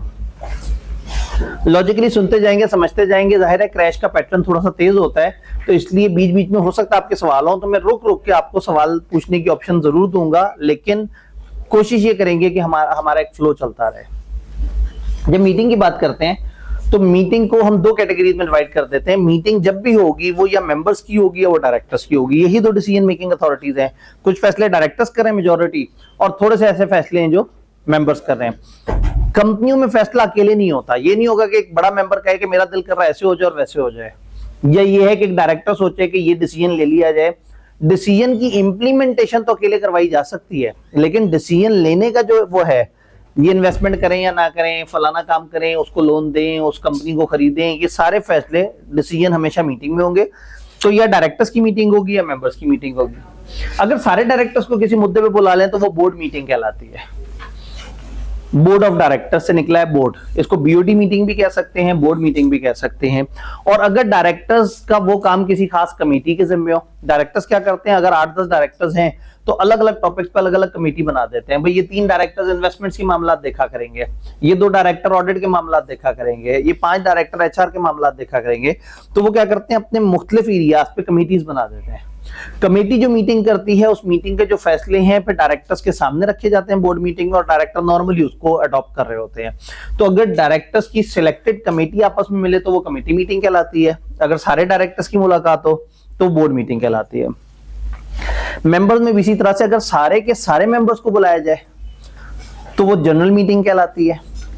और अगर सिलेक्टेड कैटेगरी ऑफ मेंबर्स को बुलाए तो उसे हम क्लास मीटिंग कहते हैं। जी फलाना class of members, for example preference share holders की मीटिंग करवाएं तो क्लास मीटिंग कहलाएगी। तो डायरेक्टर मीटिंग, मेंबर मीटिंग 2 तरह की, उसमें total board of director meeting, selected committee meeting, यहां टोटल जनरल मीटिंग और सिलेक्टेड क्लास मीटिंग। बात समझ आ रही है? जो जनरल मीटिंग है वो हमारा मुद्दा है इस चैप्टर में। मैं इस चैप्टर में बोर्ड मीटिंग के ऊपर बात नहीं कर रहा, मैं कमेटी मीटिंग की बात नहीं कर रहा, मैं मेनली इस मीटिंग की बात करूं। हल्का फुल्का इसका तस्करा आएगा, लेकिन आपने ये तसव्वुर करना है कि ये chapter is all about general meetings, इजलासे आम, जिसमें सारे मेंबर्स को बुलाया जा रहा है कि आप आए और आप बताएं। जब मेंबर्स को बुलाते हैं तो मेंबर्स को जिन मीटिंग में बुलाते हैं वो नॉर्मली 3 तरह की होती हैं। कुछ कंपनियों को पहली दफा जिंदगी में पहली दफा एक और आखिरी मीटिंग करनी होती है, दैट इज स्टैट्यूटरी मीटिंग। वो कंपनियां जो कमेंसमेंट ऑफ बिजनेस वाली नहीं होती, जो आते साथ ही जिनके और भी बड़े मसलों मसाइल होते हैं, उनको लॉ कहता है कि आपने पहली दफा एक अहम मीटिंग करनी है जो कि स्टैट्यूटरी मीटिंग होगी। वो जिंदगी में एक दफा होगी, वो वाली मीटिंग दोबारा पूरे टेन्योर में रिपीट नहीं होगी। और सारी कंपनियां नहीं कराएंगी, सिलेक्टेड कंपनियां कराएंगी। फिर एनुअल जनरल मीटिंग, एनुअल होने वाली मीटिंग है, सालाना होने वाली मीटिंग जो हर कंपनी हमेशा कर रही है, और इसलिए कर रही है कि लोग आए और पूरे साल के इश्यूज को डिस्कस करें। कुछ ऑर्डिनरी बिजनेस भी है, उसमें बातें तय हुई हुई हैं, और कुछ कोई स्पेशल बातें भी होंगी। देन हर 2 साल के बीच में अगर कभी अचानक किसी मुद्दे पे इकट्ठा होना पड़े तो वो कहलाएगी एक्स्ट्रा ऑर्डिनरी जनरल मीटिंग। तो 3 तरह की मीटिंग हो गई। स्टैट्यूटरी मीटिंग कुछ कंपनियों की वेरी फर्स्ट मीटिंग है, एनुअल जनरल मीटिंग हर साल होने वाली मीटिंग है, और extraordinary general meeting on need basis होने वाली मीटिंग है। किताब ने तीनों के अलग अलग सेक्शन बताए हैं, लेकिन मैं इसको एक कंपैरेटिव टेबल पे आपके सामने रखूंगा ताकि एक ओवरऑल मैप बन जाए। 2 सेक्शंस को हम यहीं पे पढ़ लेंगे, और तीसरे से रिलेटेड कुछ एक्स्ट्रा बातें हैं जिसके लिए हम स्क्रीन का सहारा ले लेंगे। Statutory meeting, AGM, extraordinary, 1 liner difference क्या है? ये वेरी फर्स्ट मीटिंग है, ये सालाना होने वाली मीटिंग है, और वो जरूरत पड़ने पे होने वाली मीटिंग है। ये मीटिंग्स का जब नोटिस भेजा जाएगा तो इस मीटिंग में हमेशा 21 दिन पहले नोटिस भेजना है, एजीएम में भी 21 दिन पहले नोटिस भेजना है, ईओजीएम में भेजना तो 21 दिन पहले है। लेकिन अगर एक छोटी कंपनी 8-10 मेंबर्स की और वो सारे एग्री कर जाएं तो हम 21 दिन से कम नोटिस पे भी इकट्ठे हो सकते हैं। इसी तरह की बात हमने स्पेशल रेजोल्यूशन की डेफिनेशन में भी पढ़ी थी कि अगर सारे मेंबर्स मान जाएं तो हम 21 दिन से कम पे भी इकट्ठे हो सकते हैं स्पेशल रेजोल्यूशन पास करने। तो ईओजीएम वाहिद मीटिंग है जहां 21 दिन इतना रिजिड नहीं है, अगर सारे मेंबर्स 100% मेंबर्स कंपनी के मानते हो तो हम 21 दिन से कम टाइम के लिए भी इकट्ठे हो सकते हैं। कौन बुलाएगा? स्टैच्यूटरी और एजीएम कानून ने बताई हुई है मीटिंग्स, ये हमेशा डायरेक्टर्स बुलाएंगे। ईओजीएम जरूरत पड़ने पे डायरेक्टर भी बुला सकते हैं, और अगर मेंबर्स को ऐसा लगता है कि भाई एक अहम मीटिंग होनी चाहिए तो मेंबर्स की अगर 10% तादाद इकट्ठे होकर डायरेक्टर्स को फरमाइश कर दे कि मीटिंग कराओ तो डायरेक्टर्स पे वाजिब हो जाएगा मीटिंग कराना। तो ये जो ये वाली मीटिंग होती है ईओजीएम, ये दो तरह के लोग कर सकते हैं, या डायरेक्टर्स या रिक्विजिशनिस्ट। रिक्विजिशनिस्ट वो जो रिक्विजिशन देते हैं, दरखास्त देते हैं, दरखास्त वो जो 10% लोग दरखास्त देते हैं कि जी एक मीटिंग होनी चाहिए, तो इन लोगों को क्या कहते हैं? रिक्विजिशनिस्ट। रिक्विजिशनिस्ट बोलेंगे डायरेक्टर्स को, डायरेक्टर्स के लिए वाजिब है कि वो मीटिंग बुलाएं, ये फिर इंतजार करेंगे उनका, ये देखेंगे कि अगले 21 दिन तक कोई चहल पहल हुई, कोई नोटिस वोटिस भेजा, कोई एक्टिविटी हुई।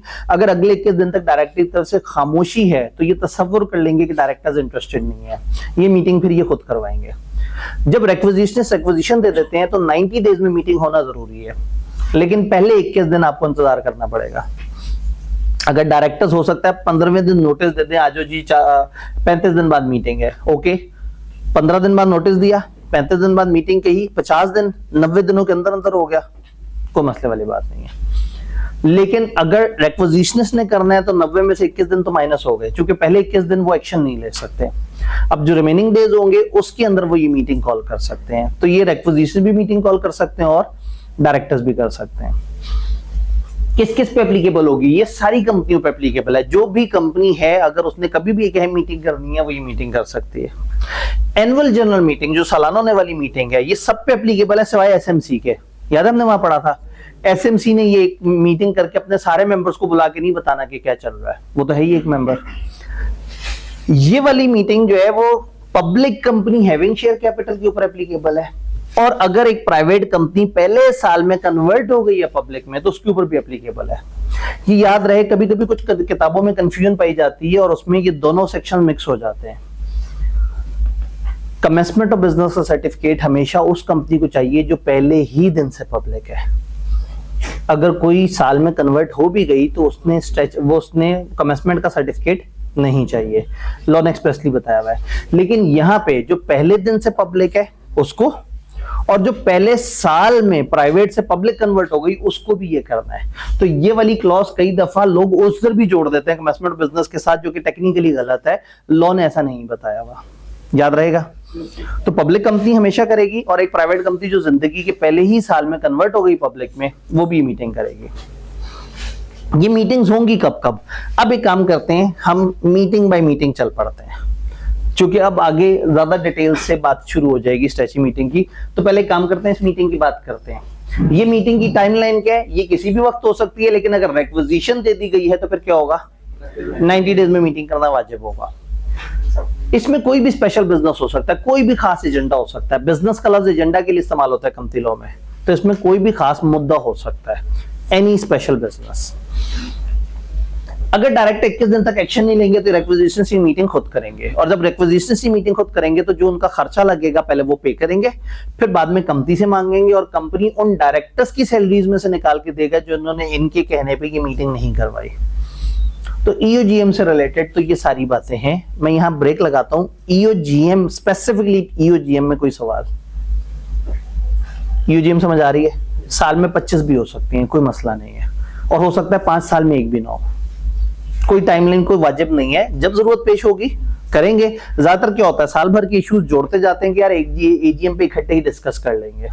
लेकिन अगर कभी एक एजीएम आने में टाइम और एक अहम इशू पे इकट्ठा होना, अभी नाम चेंज करना है जी, वो हम सोच रहे हैं ऐसे कर लें, फलाना स्पेशल रेजोल्यूशन पास करनी है, एजीएम आने में टाइम है, तो फिर आप ईओजीएम भी कर सकते हैं। क्योंकि कंपनी की मीटिंग आसान नहीं है, आपने नोटिस भेजने पूरे पाकिस्तान में, फिर लोगों ने अपना टाइम निकाल के आना है, फिर आपने वो मीटिंग का इंतजाम करना है, फिर वहां पे कार्रवाइयां होंगी, फिर उनकी नोटिंग होगी, फिर बड़ा लंबी चौड़ी फॉर्मेलिटीज है। तो इसलिए हम ये कहते हैं कि जो ईओजीएम है वो कभी कभार शदीद मजबूरी में होती है, वरना कंपनियों की ख्वाहिश होती है कि अपने साल भर का सारा मेन एजेंडा उस बड़ी एजीएम में रख लें, क्योंकि मेंबर्स बार बार इकट्ठे नहीं हो सकते, और डायरेक्टर्स चाहते भी नहीं कि वो बार बार इकट्ठे हो। एजीएम सालाना होने वाली मीटिंग, इस मीटिंग के बारे में मैंने आपको क्या बताना, आप ही बताएंगे। एक दिन पहले नोटिस होता है। ये एजीएम करनी कब होती है? पहली एजीएम कब करनी होती है? 16 महीने में करनी होती है। सब्सीक्वेंट कब करनी होती है? 120 दिन of close of financial year में करनी होती है, और हर कैलेंडर ईयर में भी करनी होती है। क्या एक्सटेंड हो सकती है? कितने दिन एक्सटेंड हो सकती है? 30 डेज। किसको अप्लाई करना पड़ेगा?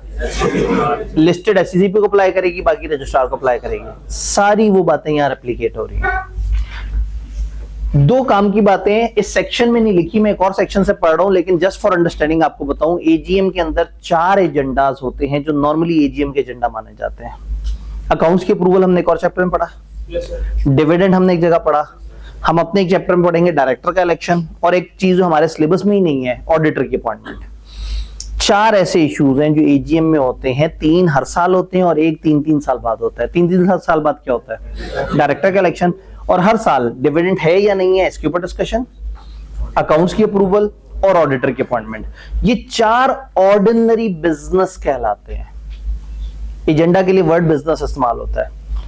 अब अगेन कंपनी लॉ का एक तरीका ये है कि आपने कहीं चलते फिरते किताब में एक जगह देखा होगा कि ऑर्डिनरी बिजनेस और 4 चीजें, और आपने उसे रट्टा मार लिया। एक ये कि आप लॉजिकली उसे समझें कि बेसिकली वो है क्या। हर वो जगह जहां लॉ ने खास तौर पे कहा है कि ये एजीएम में होगा, ऐसी सिर्फ टोटल 4 बातें हैं।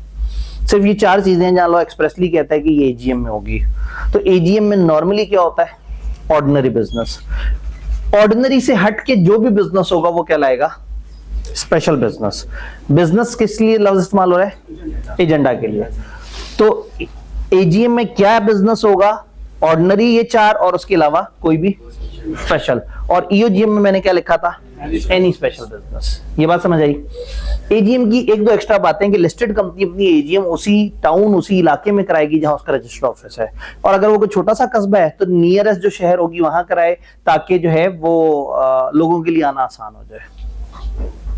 10% लोगों का एक पावर होती है जो लिस्टेड कंपनी उनको बताएगी। जिन बंदों के पास कंपनी के 10% वोटिंग पावर हो, अगर वो किसी और शहर में रहते हैं जिस शहर में एजीएम हो रही है वहां नहीं है, तो वो कंपनी को रिक्वेस्ट कर सकते हैं कि हमें हमारे शहर में टेली वीडियो कॉन्फ्रेंसिंग की फैसिलिटी प्रोवाइड कीजिए, हम अपने शहर में बैठ के मीटिंग अटेंड करेंगे।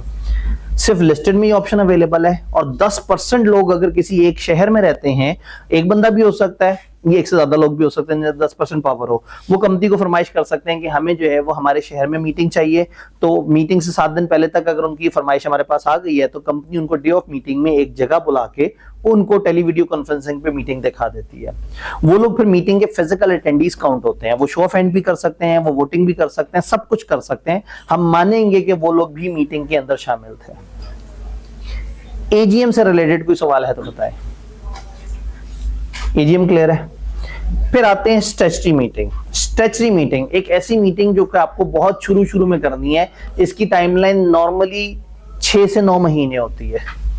यानी कंपनी बने अभी जो है वो ज्यादा से ज्यादा 9 महीने हुए हों, और अगर आपको बहुत जल्दी कमेंसमेंट का सर्टिफिकेट मिल गया तो उसके 6 महीने। तो इसका टाइमलाइन है earlier of 180 days from commencement of business, या 9 months from date of. Public कंपनियों को 2 सर्टिफिकेट मिलते हैं। शुरू में सर्टिफिकेट ऑफ इनकॉर्पोरेशन मिलता है और बाद में certificate of commencement of business मिलता है। सर्टिफिकेट ऑफ इनकॉर्पोरेशन से ज्यादा 9 महीने, certificate of commencement of business से ज्यादा 180 दिन। इन दोनों डेडलाइन में से जो डेडलाइन पहले मीट हो जाएगी आपको मीटिंग करानी पड़ेगी। तो नॉर्मली अगर कमेंसमेंट ऑफ बिजनेस ज्यादा लेट हो जाए तो 9 महीने वाली शर्त पहले आ जाती है, और अगर जल्दी हो जाए तो इसके 180 दिन वाली शर्त पहले आ जाती है।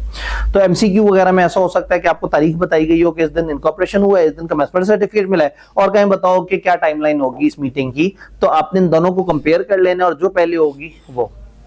अच्छा, आपको याद होगा पहली एजीएम कब करनी होती है? 16 महीने में। 16वें महीने तो नहीं ना कहा हुआ। 16 महीने का मतलब है 7वें महीने भी हो सकती है, 10वें भी हो सकती है।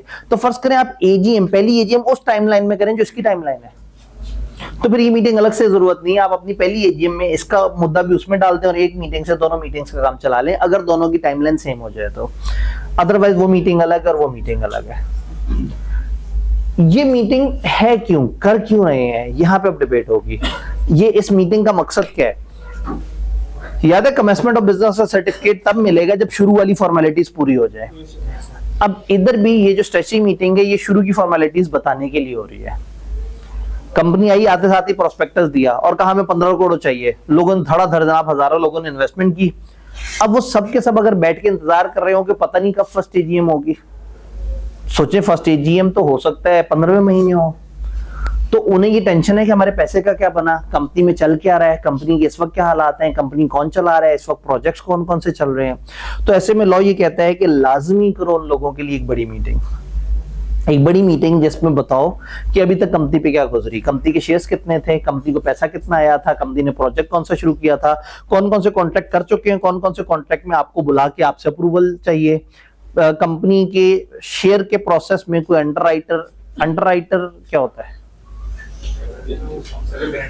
एक बैंक होता है जो ये कहता है, कोई फाइनेंशियल इंस्टीट्यूशन होता है जो कहता है कि जब आप लोगों से कहोगे सब्सक्राइब करें, कल हमने पढ़ा था अगर ओवर सब्सक्रिप्शन हो जाए तो क्या होगा, कल परसों कि आपको 15 करोड़ चाहिए थे, 18 करोड़ आ गए आपकी तरफ से, तो बैलेटिंग की, कुरंदाजी की और कुछ लोगों को वापस कर दिए पैसे।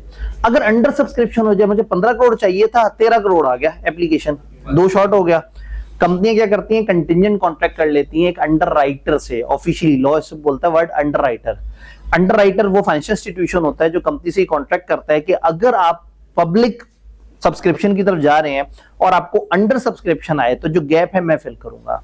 तो ऐसे में 2 करोड़ के शेयर्स वो बैंक खरीद लेगा और वो उसके ऊपर हमसे एक्स्ट्रा कमीशन भी ले लेगा। इंटरेस्टिंगली हमें उसकी जरूरत नहीं भी पड़ी, हमने उसके साथ कॉन्ट्रैक्ट किया था लेकिन हमें अवाम की तरफ से ही आ गया 15 करोड़, तो भी वो कमीशन लेगा क्योंकि उसने रिस्क लिया था और कुछ पैसे साइड पे रख दिए थे। तो अंडरराइटर फाइनेंशियल इंस्टीट्यूशन है जो कि कमीशन लेगा और अगर शेयर्स खरीदेगा तो शेयर्स खरीदने पे भी एक्स्ट्रा कमीशन भी लेगा कि मैं इतने बल्क में शेयर्स भी खरीद रहा हूं, मुझे सस्ते भी दो। तो हमारी अंडरराइटिंग थी या नहीं थी ये भी तो बताना जरूरी होगा अपने मेंबर्स को। तो ये सारी बातें जो जरूरी हैं शुरू वाली वो बताने के लिए हम मेंबर्स को इस मीटिंग में बुलाते हैं। अब ये इतनी बड़ी मीटिंग, इतनी अहम मीटिंग है कि आप पूरे पाकिस्तान में सबको खत भेजेंगे अपने 11,000 लोगों को कि आ जाओ, सबसे अहम मीटिंग हम आज करने लगे हैं, आओ तुम्हें बताएं अभी तक जो तुम्हें नहीं पता।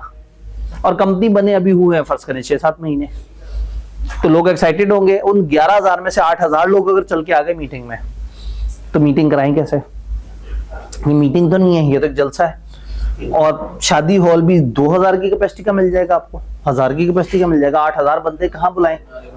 मीनारे पाकिस्तान, एक्सपो सेंटर। तो इतने सारे लोगों की मीटिंग इतनी आसान नहीं है। पर ये मीटिंग कैसे होगी? लोगों को स्टेडियम में बुलाया हुआ है, सारे स्टेडियम में पूरे आएंगे ये, और एक बंदा स्टेडियम के सेंटर में उसने रोस्टम रखा हुआ है और वहां खड़े होके वो तकरीर कर रहा है कि हम आपको बताएं कंपनी में क्या क्या हुआ। 3-4 घंटे तक वो उसने कहा पहले ऐसा हुआ, ये हुआ, वो हुआ, कोई जमाइयां ले रहा है, कोई उलझन में है, कोई वो खेलना शुरू हो गया है, नहीं पबजी वगैरह, वो एक और भी फ्री फायर या कुछ और भी चलता है उसके अलावा, कॉल ऑफ ड्यूटी। तो call of duty, free fire ये खेल रहा है और जो है वो तकरीबन 3.5 घंटे तक उसने सारी बातें बताई। और फिर उसने माइक पे पूछा, जैसे मैं नहीं पूछता आपसे कोई सवाल, उसने पूछा कोई सवाल, तो तकरीबन जिस तरह से आप एन एन हुए हुए होते हैं और कहते हैं हाँ पता नहीं पकाई जा रहा है, बंदा खत्म हो, हम घर जाएं, कोई पढ़े, कोई खुद भी पढ़े, ये तो खुद ही बोली जा रहा है सारा कुछ। तो लोग एक ही सवाल पूछेंगे, खाना कदों खुलना है? चूंकि मतलब इतनी बोर इंफॉर्मेशन के बाद तो आवाजारी, इतनी प्यारी मीटिंग इतने बुरे तरीके से खराब हो जाएगी और ऊपर से कंपनी का करोड़ों रुपया लग जाएगा। 8,000 बंदा आ गया, उनका अरेंजमेंट, उनका वो सारा मामला। हम चाहते भी हैं कि सबके लिए ये अहम खबर उन तक पहुंचे और हम ये भी नहीं चाहते कि ज्यादा लोग आ जाएं। तो इस मीटिंग का एक बड़ा मजेदार काम होगा, मीटिंग में जो बातें डिस्कस करनी है एक रिपोर्ट में डाल देंगे, उस रिपोर्ट का नाम होगा स्टैट्यूटरी रिपोर्ट। और इस मीटिंग का सिर्फ एक एजेंडा है, to discuss and approve statutory report. और मीटिंग के नोटिस के साथ ये रिपोर्ट लोगों को घर भेज देंगे। अब नोटिस के साथ ये रिपोर्ट आ गई घर में और उस पे लिखा हुआ है नोटिस पे कि भाई इस मीटिंग में सिर्फ इसी के ऊपर डिस्कशन होगी, अगर सवाल हो तो आना, ठीक है? तो उससे क्या होगा, ये ऐसे ही है जैसे आप कहें कि सर हम एक दिन इकट्ठे होंगे और हम चैप्टर नंबर 3 करेंगे, तो उस दिन तो शायद लोग वाकई जोश में आ जाएं। एक ये है कि मैं आपसे कहूं यार मैं चैप्टर 3 की आपको वीडियोस दे दूंगा और 10 दिन बाद उस पर सवाल जवाब का सेशन रखेंगे, तो उस दिन 2 बच्चे आएंगे। एक बच्चा कहेगा सर वो वीडियो प्ले नहीं हो रही थी, लिंक खराब था, मुझे वो कर दें। और एक बच्चा एक सवाल पूछेगा, कहानी खत्म। तो ऐसे में जिम्मेदारी भी पूरी हो गई, लोगों को चैप्टर 3 भी मिल गया और 100% लोगों के सारे सवालों के जवाब भी हो गए। तो ये बेसिकली कंपनी क्या करेगी, स्टैट्यूटरी रिपोर्ट लोगों के घर भेज देगी 21 दिन पहले, वो वहीं पे अपनी स्टैट्यूटरी रिपोर्ट पढ़ें, उनको सारी गेम समझ आ जाए, और अगर कुछ बड़े शेयर होल्डर्स के कुछ सवाल हों तो वो मीटिंग में, चूंकि एक बात उन्हें पता है कि मीटिंग में इसके अलावा और कुछ नहीं होगा, डिस्कशन किसी भी इशू पे हो सकती है। हो सकता है लोग कहें हम बिल्डिंग क्यों नहीं खरीद लेते, हम फलाना काम क्यों नहीं कर लेते, डिस्कशन पे कोई पाबंदी नहीं है, लेकिन अप्रूवल क्या होगा, जिसका नोटिस में जिक्र है। तो ये एक जुमला लिखा हुआ होता है कि मीटिंग के अंदर अप्रूवल उसी चीज का होगा जिसका नोटिस में जिक्र था, डिस्कशन किसी भी चीज पे हो सकती है। जो लॉ के अल्फाज हैं, बेयर लॉ के, वो कहते हैं members are at liberty to discuss anything. मैं नॉर्मली इसका तर्जुमा ये करता हूँ कि मेंबर्स लिबर्टी मार्केट में इकट्ठे हैं ताकि वो कुछ भी डिस्कस कर सके। Members are at liberty to discuss anything, तो ये वो लिबर्टी तो नहीं है ना, मेंबर्स को ये आजादी है कि वो कुछ भी डिस्कस करना चाहें तो कर सकते हैं, लेकिन डिसीजन वही अप्रूव होगा जिसका नोटिस में जिक्र था। तो अब किसी को ये खौफ नहीं कि मीटिंग में पता नहीं क्या क्या तय हो जाए, उसे पता है मीटिंग में इसी बोर सी रिपोर्ट पे डिस्कशन होनी है, तो वो नहीं आएगा। तो खबर भी सब तक पहुंच गई, मीटिंग में भी कोई 25 लोग आए, मीटिंग भी हो गई, खर्चा भी नहीं करना पड़ा, और आपकी तरफ से आपकी जिम्मेदारियां भी पूरी हो गई। तो इस सेक्शन में फिर जो की थिंग है वो रिपोर्ट है, और उस रिपोर्ट के कंटेंट्स हैं कि इस रिपोर्ट में क्या होता है, कितने शेयर अलॉट हुए थे बताएंगे, कैश के अगेंस्ट कितने आए थे, अदर देन कैश कितने आए थे, कंपनी की रिसीट एंड पेमेंट, अकाउंट तो बने नहीं होंगे इस वक्त, accrual, prudence, depreciation, book value, ये तो बहुत आगे की बातें हैं, पहला साल होने के बाद ऐसी बातें होंगी। इस वक्त रिसीट एंड पेमेंट अकाउंट होगा, आया कितना, गया कितना, शेयर से कितना आया, डिबेंचर से कितना आया, क्लोजिंग बैलेंस कितना पड़ा हुआ है, और ये जो अकाउंट होगा, इस अकाउंट का आपने ऑडिट भी करवाना है, और अकाउंट एक खास दिन क्लोज करके चंद दिनों में ऑडिट करके रिपोर्ट में डालना है। लेकिन याद रहे कि ऐसा ना हो कि आप कोई महीने बाद रिपोर्ट में डाल रहे हो। ये जो रिसीट एंड पेमेंट अकाउंट है, इसकी क्लोजिंग डेट और जो रिपोर्ट है उसकी डेट में 15 दिन से बड़ा गैप नहीं होना चाहिए, यानी कि रिसीट एंड पेमेंट अकाउंट ज्यादा से ज्यादा 15 दिन पुराना हो, इससे ज्यादा पुराना नहीं होना चाहिए। ऑडिटर का सर्टिफिकेट वगैरह भी साथ लगेगा, कोई कमीशन वगैरह आपने दी है वो बताएंगे, अंडरराइटिंग कोई की है तो वो बताएंगे, कंपनी के अफेयर्स के बारे में बताएंगे, कोई कॉन्ट्रैक्ट मेंबर्स के सामने रखना है तो वो बताएंगे। तो यहाँ याद रखना होगा इसके जो कॉन्टेंट्स हैं वो क्या है। देन हल्की फुल्की बात है कि इसको सर्टिफाई कर देगा चीफ एग्जीक्यूटिव और कम से कम एक डायरेक्टर, और लिस्टेड में सीएफओ भी होगा। ये देखी नहीं बात लग रही, वही जो अकाउंट्स वाली थी वही रिक्वायरमेंट यह है। ऑडिटर की रिपोर्ट अलॉटमेंट पे, कैश रिसीव पे और रिसीट एंड पेमेंट अकाउंट पे होगा, और इस सारी चीजों की कॉपी, ऑडिटर रिपोर्ट की कॉपी के साथ हम जिस वक्त मेंबर्स को भेजे उस वक्त हम रजिस्ट्रार को भी भेज देंगे। All clear. जब मीटिंग्स की हम किसमें कहते हैं तो फिर एक इंपॉर्टेंट मीटिंग आती है बाय एससीसीपी। 3 मीटिंग्स हमें लॉ ने बताई, और लॉ ने कहा जब तुम मेरी कोई बात नहीं सुनोगे तो फिर एससीसीपी आ जाएगा। तो अगर एजीएम टाइम पे ना हो, ईओजीएम 90 दिन में ना हो पा रही हो, स्टैट्यूटरी मीटिंग अपने ड्यू टाइम पे ना हो, तो फिर मीटिंग एससीसीपी कॉल कर सकता है। और एससीसीपी की कॉल की गई मीटिंग में एससीसीपी के रूल्स होंगे, नोटिस कैसे भेजा जाएगा, कोरम कैसे पूरा होगा, फलाना। इवन वो ये कह सकता है कि एक बंदा भी आ गया तो मीटिंग वैलिड, इसमें कोई मसला नहीं, कोरम पूरा है। तो एससीसीपी की मीटिंग में एससीसीपी सारा अपना तरीके से काम करेगा, और खर्चा एससीसीपी करने के बाद चाहे तो कंपनी से पैसे मांग ले, चाहे तो कंपनी के कुछ उन ऑफिसर से पैसे मांग ले जिन्होंने डिफॉल्ट किया था। बट इस सेक्शन में हमारे लिए सबसे मजेदार बात यह है कि लेवल 3 पेनल्टी है। इस सेक्शन को ना फॉलो करने में पहली और आखिरी दफा पूरे सिलेबस में मैं आपको एक ही जगह लेवल 3 बता रहा हूँ, ये सेक्शन है। तो आपने इसको तो जहन नशीन कर लेना है कि एससीसीपी का मुझसे गद्दारी साढ़े नाल कि मैंने वो पराडो वाला, उसने कहा साइकिल वाला सामने आके खड़ा हो गया और कह रहा है जो करना है कर लो, तो वो तो चढ़ा देंगे गाड़ी साइकिल वाले के ऊपर। तो एससीसीपी ने कहा मीटिंग करो और कंपनी वालों ने बात नहीं सुनी, तो ये इतना बड़ा गुनाह है कि इस पे लेवल 3 फाइन है। तो हमारे पूरे सिलेबस में लेवल 3 इसी एक जगह आपने याद रखना है, चंद करोड़ रुपया देना पड़ेगा सिंपली। तो ये बात हमें समझ आ गई। एक मीटिंग को अगर इनवैलिड डिक्लेयर करना है तो वही तरीका है जिस तरह से वो रेजोल्यूशन को इनवैलिड नहीं डिक्लेयर किया था उन लोगों ने जिनके राइट्स मुतासिर हो गए थे। सिलेबस में 3 जगह ये सेक्शन आएगा जहां कुछ लोग अदालत जाके चीजें चैलेंज कर सकते हैं। 10% लोग हमेशा जाएंगे, 30 दिन में जाएंगे, अदालत के पास जाएंगे, और वो डिसीजन नल एंड वॉइड कर सकते हैं। सिलेबस में 3 जगह है। चैप्टर 5 ने कहा था अगर कुछ लोगों की पावर चेंज कर दी आपने और उनको एतराज हो वो जा सकते हैं। ये चैप्टर बताता है किसी मीटिंग में बेज़ाब्तगी हुई है तो वो लोग जा सकते हैं। और तीसरा डायरेक्टर्स के अंदर देखेंगे कि उनका इलेक्शन में अगर लोगों को मसला है तो जा सकते हैं। सेम अल्फाज हैं, तीनों सेक्शन में रिपीट हो रहे हैं, याद रहेगा। 10% लोग 30 दिन में अदालत जा सकते हैं और कह सकते हैं कि मीटिंग की कार्रवाई में ये मसलों मसाइल हुए थे। तो चैप्टर का एक बड़ा निस्बतन थोड़ा सा खुश्क area which was different type of meetings.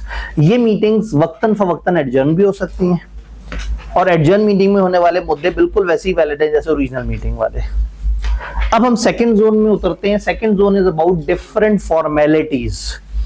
ये जितनी भी मीटिंग्स हो रही हैं, इन मीटिंग्स के अंदर छोटे छोटे से बहुत सारे रूल्स हैं जो हमारे जहन में होने चाहिए कि डॉक्यूमेंट्स वगैरह किस तरह से हमने भेजने हैं, मेंबर्स को नोटिस किस तरह से जाएगा, नोटिस के क्या रूल्स हैं, स्पेशल बिजनेस क्या भला है, मीटिंग्स का चेयरमैन कौन हुआ करेगा, वोटिंग किस तरह से होगी, प्रॉक्सीज किस तरह से आएंगे, एक बंदा अगर अपना नुमाइंदा भेजे, कंपनियों के नुमाइंदे किस तरह से आएंगे, कोरम मिनिमम किस तरह से होगा, रेजोल्यूशन का नोटिस किस तरह से भेजा जाएगा, थ्रू सर्कुलेशन कोई मीटिंग कैसे हो सकती है, रेजोल्यूशन फाइल कैसे होगी, मिनट्स किस तरह से बनेंगे।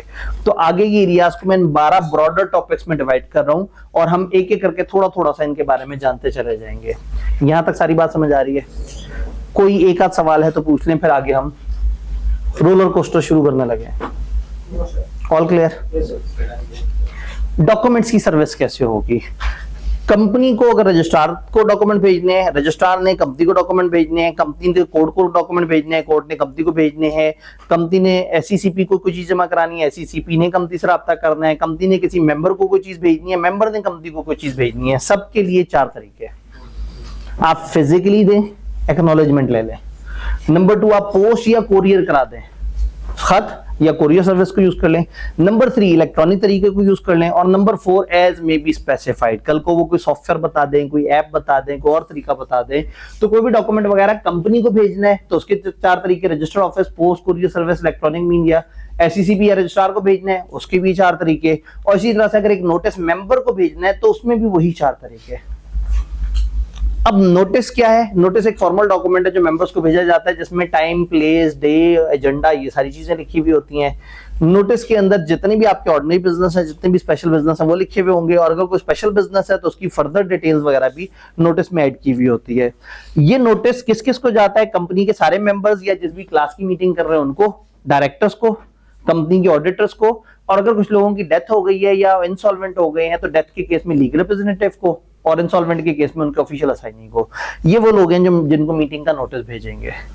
जो मीटिंग का आप नोटिस भेजेंगे उससे रिलेटेड छोटी छोटी सी बातें। अगर आपने नोटिस भेजा बजरिया पोस्ट तो ट्रैक रखना बड़ा मुश्किल हो जाएगा कि खत पहुंचा कब था, खत देखा कब गया था। तो देखा ये जाएगा कि खत कितनी देर में पहुंचता है। अगर आपके मेंबर्स पूरे पाकिस्तान में स्प्रेड हुए हुए हैं और आपका सबसे दूर का मेंबर जो है वो फर्स्ट करें चमन बॉर्डर के पास है, आपने अंदाजा लगाया कि वहां तक खत जाने में ज्यादा से ज्यादा कितना दिन लेता, पता लगा 8 दिन। 21 दिन पहले मीटिंग का आपने बताना है तो फिर 21 में 8 दिन और ऐड किए।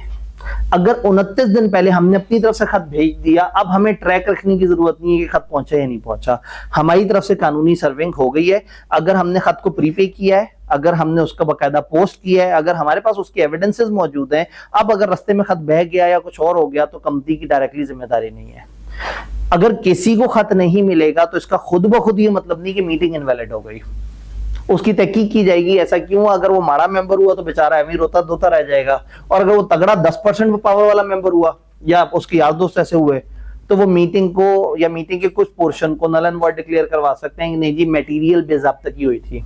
याद रहे, नोटिस ना मिलना खुद ब खुद मीटिंग को खत्म नहीं कर देगा। हाँ, अगर 10% लोग शिकायत लेके जाएं तो वो अदालत खत्म करे तो वो और बात है।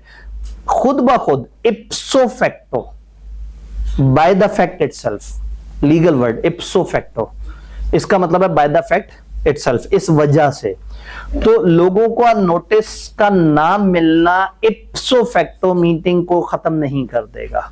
इस वजह से खुद ब खुद मीटिंग को खत्म नहीं कर देगा। मैं इसलिए बीच बीच में लीगल वर्ड बोल देता हूँ कि आईके कभी कभी मूड में बैठा होता है और उसने एक आध दफा एक सेक्शन का सवाल इप्सो फैक्टो करके वो कर दिया था और बच्चों को जवाब आता था, वो इप्सो फैक्टो पे कलाबाजियां खा रहे थे। तो इप्सो फैक्टो इस वजह से बाय द फैक्ट इटसेल्फ। जैसे प्राइमा फेशाई होता है, बड़ा वाजे मुबैना सामने से जो वाजे है, ठीक है।